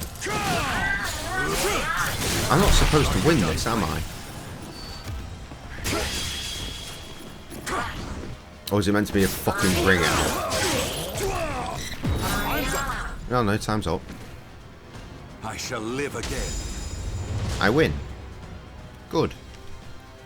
Good. That would have been tricky. Good, you have survived my trial. Your spirit grows stronger than even I thought possible. Never in all my lives have I seen one such as you. Blob, what is destiny to you? Absolute and cannot be resisted. I did win. I see you understand the terror of destiny all too well. As you are aware, the cursed and spirit swords hold a power within them that rivals destiny itself. However, the guardians of the spirit sword, a group I once belonged to, have a legend about a man who could defy the power of destiny and the swords. His name was Algol, the Hero King. He forged the spirit sword and bent the curse sword to his will. Remember his name well. Tell me, do you still sense the sword? I focused, reaching out in my mind to feel for the sword, but couldn't find it. When I told Zasimel that I no longer sensed my link to the sword, he simply said, I see, and left. Is that it then? Is it over?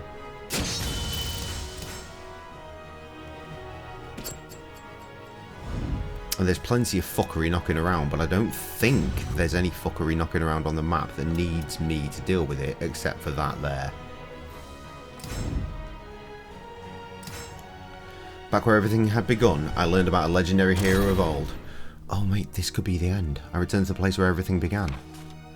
Had I really met Zasimel here so long ago, it felt like it all happened to another person in another life. I suspected it was about time for you to return here. Oh, Christ, I turned to see Zasimel striding towards me. Despite losing your connection to the sword, you have achieved much, even become powerful enough to defeat the cursed sword incarnate. That is what I'd like to say to you. But the truth lies beyond the ken of mankind. Zasimel whispered something, then struck the ground with the butt of his scythe. And then, before we knew what happened, fuckery was occurring once again. The next moment it felt like I was bound by steel chains. I strained with all my might, but to no avail. Glancing about, I saw that the clouds, the grass, the trees, everything had stopped. All was still. Listen carefully. Zasimel spoke, unfazed by the motionless world around us. Algol the Hero King is said to be mere legend, but he is very real. Upon his death, his soul was sealed in the astral chaos. There, he awaits the moment he can be released. In truth, the spirit sword that Algol forged is simply a part of the curse sword, and so possesses the same properties. Each time you and I fought, I sensed the two swords, and also, ever so faintly, Algol himself, if my instincts are correct. Zasimel readied his scythe, his golden eye glittering with an ominous light. Algol could be the greatest single threat to my plans. I will not take any chances. Zasimel's scythe arced towards my head. I readied myself for death. But what was this? I felt a phenomenal power surge deep within myself. With unbelievable speed, it erupted out of me, and the world itself melted and transformed. I was in the astral chaos. Zasimel stood nearby, seemingly unprepared by his surrounding. He once again raised his scythe. In an instant, I drew my weapon and deflected his blow. I could move again. The shock from the strike numbed my hands, but I focused and readied myself to fight, because here we go again. We get some win conditions this time, or I already missed them.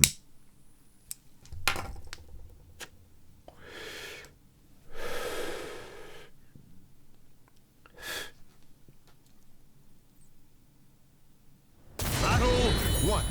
Fight!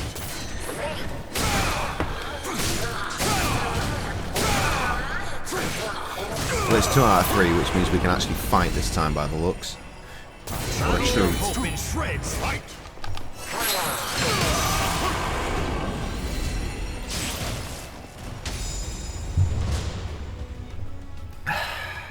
Good. Good. I said that my hands, my senses clearer and sharper than they'd ever been before. Power flowed through my body, my toes to the tips of my fingers. In a few moments, the roar of the energy within me calmed, and I felt at one with the astral chaos. Who was I until this moment? The world and its soul shall belong to me! The moment has finally come. I heard Zasimel's voice as if from afar, and a bright light gleamed before my eyes, the spirit scales. I think this is it. I think it's over. As my consciousness faded, Zasimel's voice reached me. Say your name, keep an image of yourself in your mind, hang on to your identity, resist the chaos.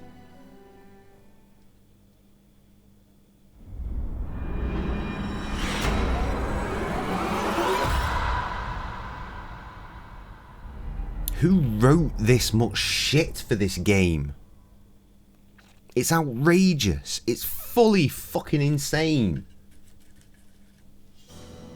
I felt myself drift to the surface of the depths of a deep dark sea. When I opened my eyes, Zasimel was standing by my side. The astral chaos is a mere confusion, an abyss both infinite and inescapable.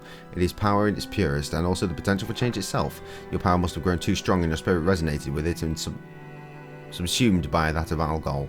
Another possibility exists, however. Zasmil fell silent for a moment before speaking again. In my current life, I have examined closely the secrets locked inside my memory and discovered a connection to fate, or future memories, if you will. As such, I am able to predict the destiny of people and the direction the world is heading. When I met you, however, I was at a loss, and so I entrusted you with the lever of soul, the spirit scales. Accordingly, the movements in the scales caused by your actions mean there is now a discrepancy between my memory and the happenings of the world, as though an alternate version of history has been created. This truth has given me an invaluable clue and helped me envision the next move in my plan, and if my conclusion is correct... A wry smile appeared on Zasmil's face. Things could get very interesting indeed. With that, Zasmil left in silence, because of course he fucking did. Is it over? Is it not? What's going on?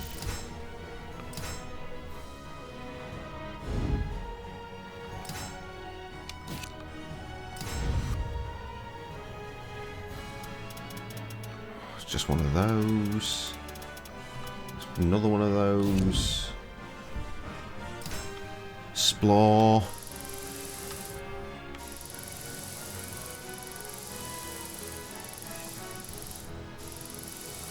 What the hell is shattered fucking silence? Unwelcome guest. Another jewel. Right, Google. No. Oh, for God's sake. I'm so done. I'm so done with today. Like, I'm so beyond done with today. It's not even funny. Oh, does Mans have a towel up in this bitch? Yes, Mans has a towel, because of course Mans has a towel. He's always prepared for such fuckery. Thankfully, it's only a small fuckery, but a fuckery all the same.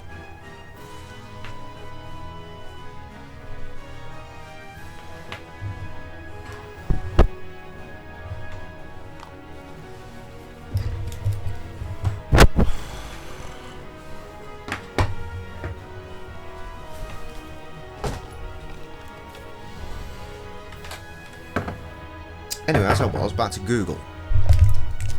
How the fuck did that even happen? How do you spell Zasamel? I think I've done it. Based on that simple little thing I just read, I think we're done. What the fuck is a mist ambush?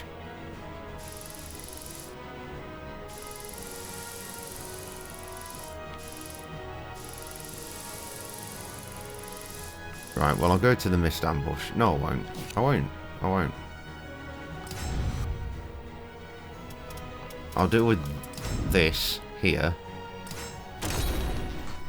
Just to wait for Trev to get back so I can say I'm done with this fucking game.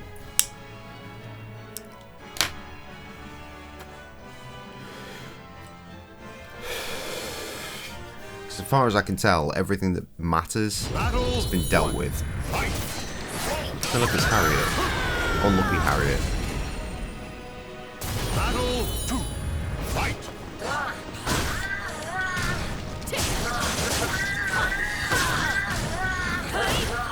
Oh, I can't be arsed getting fucked around the skies. Piss off.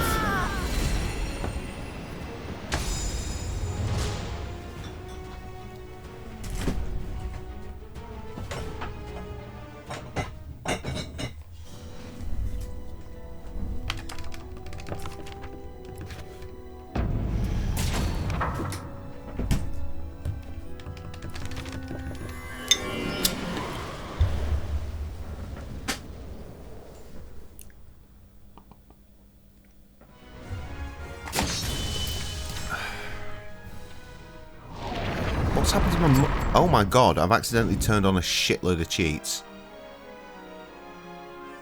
Whoops. Oh, let's reset my money. Rubbish. Oh well. Like it matters. Wait, did another one appear? For God's sake.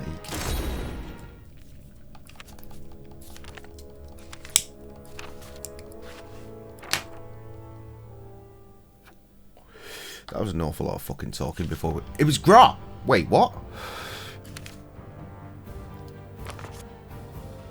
Quit dallying and deal with the fissure immediately before another berserker appears. Alright, just skip anyway, I don't care. That was weird, that wasn't even a fight.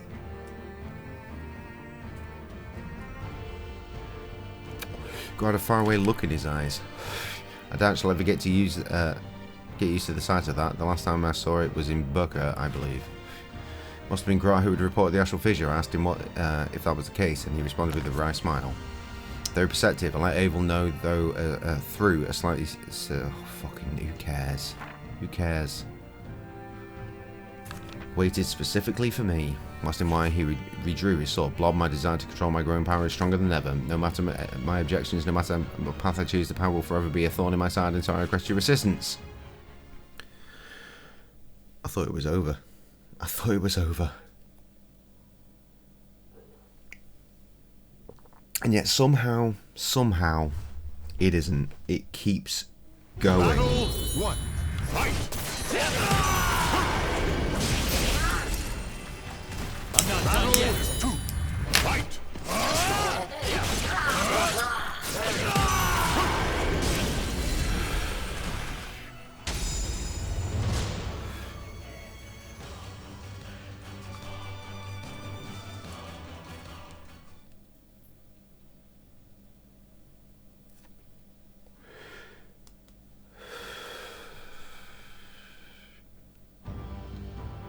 Impressive as ever, you somehow managed to master the vast power within you. You've defeated Aswell and saved me. I shall master myself as you, and then Blob, then we will meet again. In another game, please. Welcome back.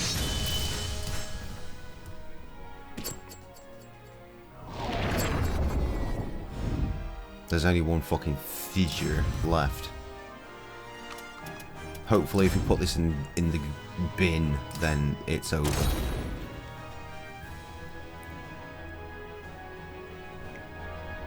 I mean, obviously, this is a mode that can keep going on and on and on because of the random side quests, but the side quests are all exactly the same. So, battered by a schoolgirl with a massive sword. Literally, the only reason it's still going on is because I was waiting for you, and then I accidentally found more story. I was about to fucking close it down, but I thought I'll wait for Trev.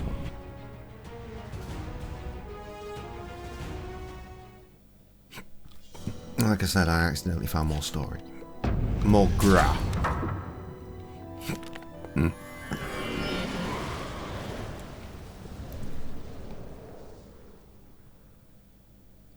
That felt pretty definitive. It kind of lingered there. Oh no, there's another one, and another one, and just fuck all the way off.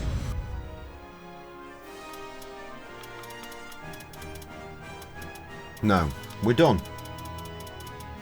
Tekken. We've spoken about Tekken. It's the same sort of thing, but a bit, well, I was going to say more grounded in reality, but it's not. It's Tekken. It's been around since the start of the PlayStation. The very first... Tekken! Fucking Tekken!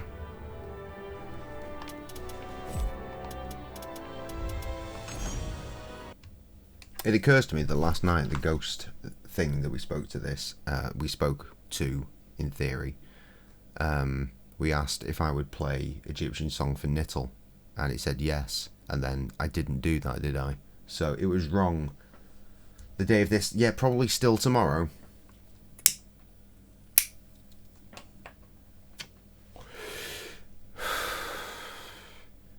I'm done. I'm totally done. I am emotionally and physically drained. It's been a hell of a day. And the way tomorrow's looking, it ain't gonna shine up too nice either. So, yes, Tekken. Until I see you again, unless something happens, it will be tomorrow. But like I say, something might happen. I don't know. Yes, another fight game, but this time the story mode doesn't involve all that shit. So it'll literally be that story mode, and then we're done. We out here, out of here.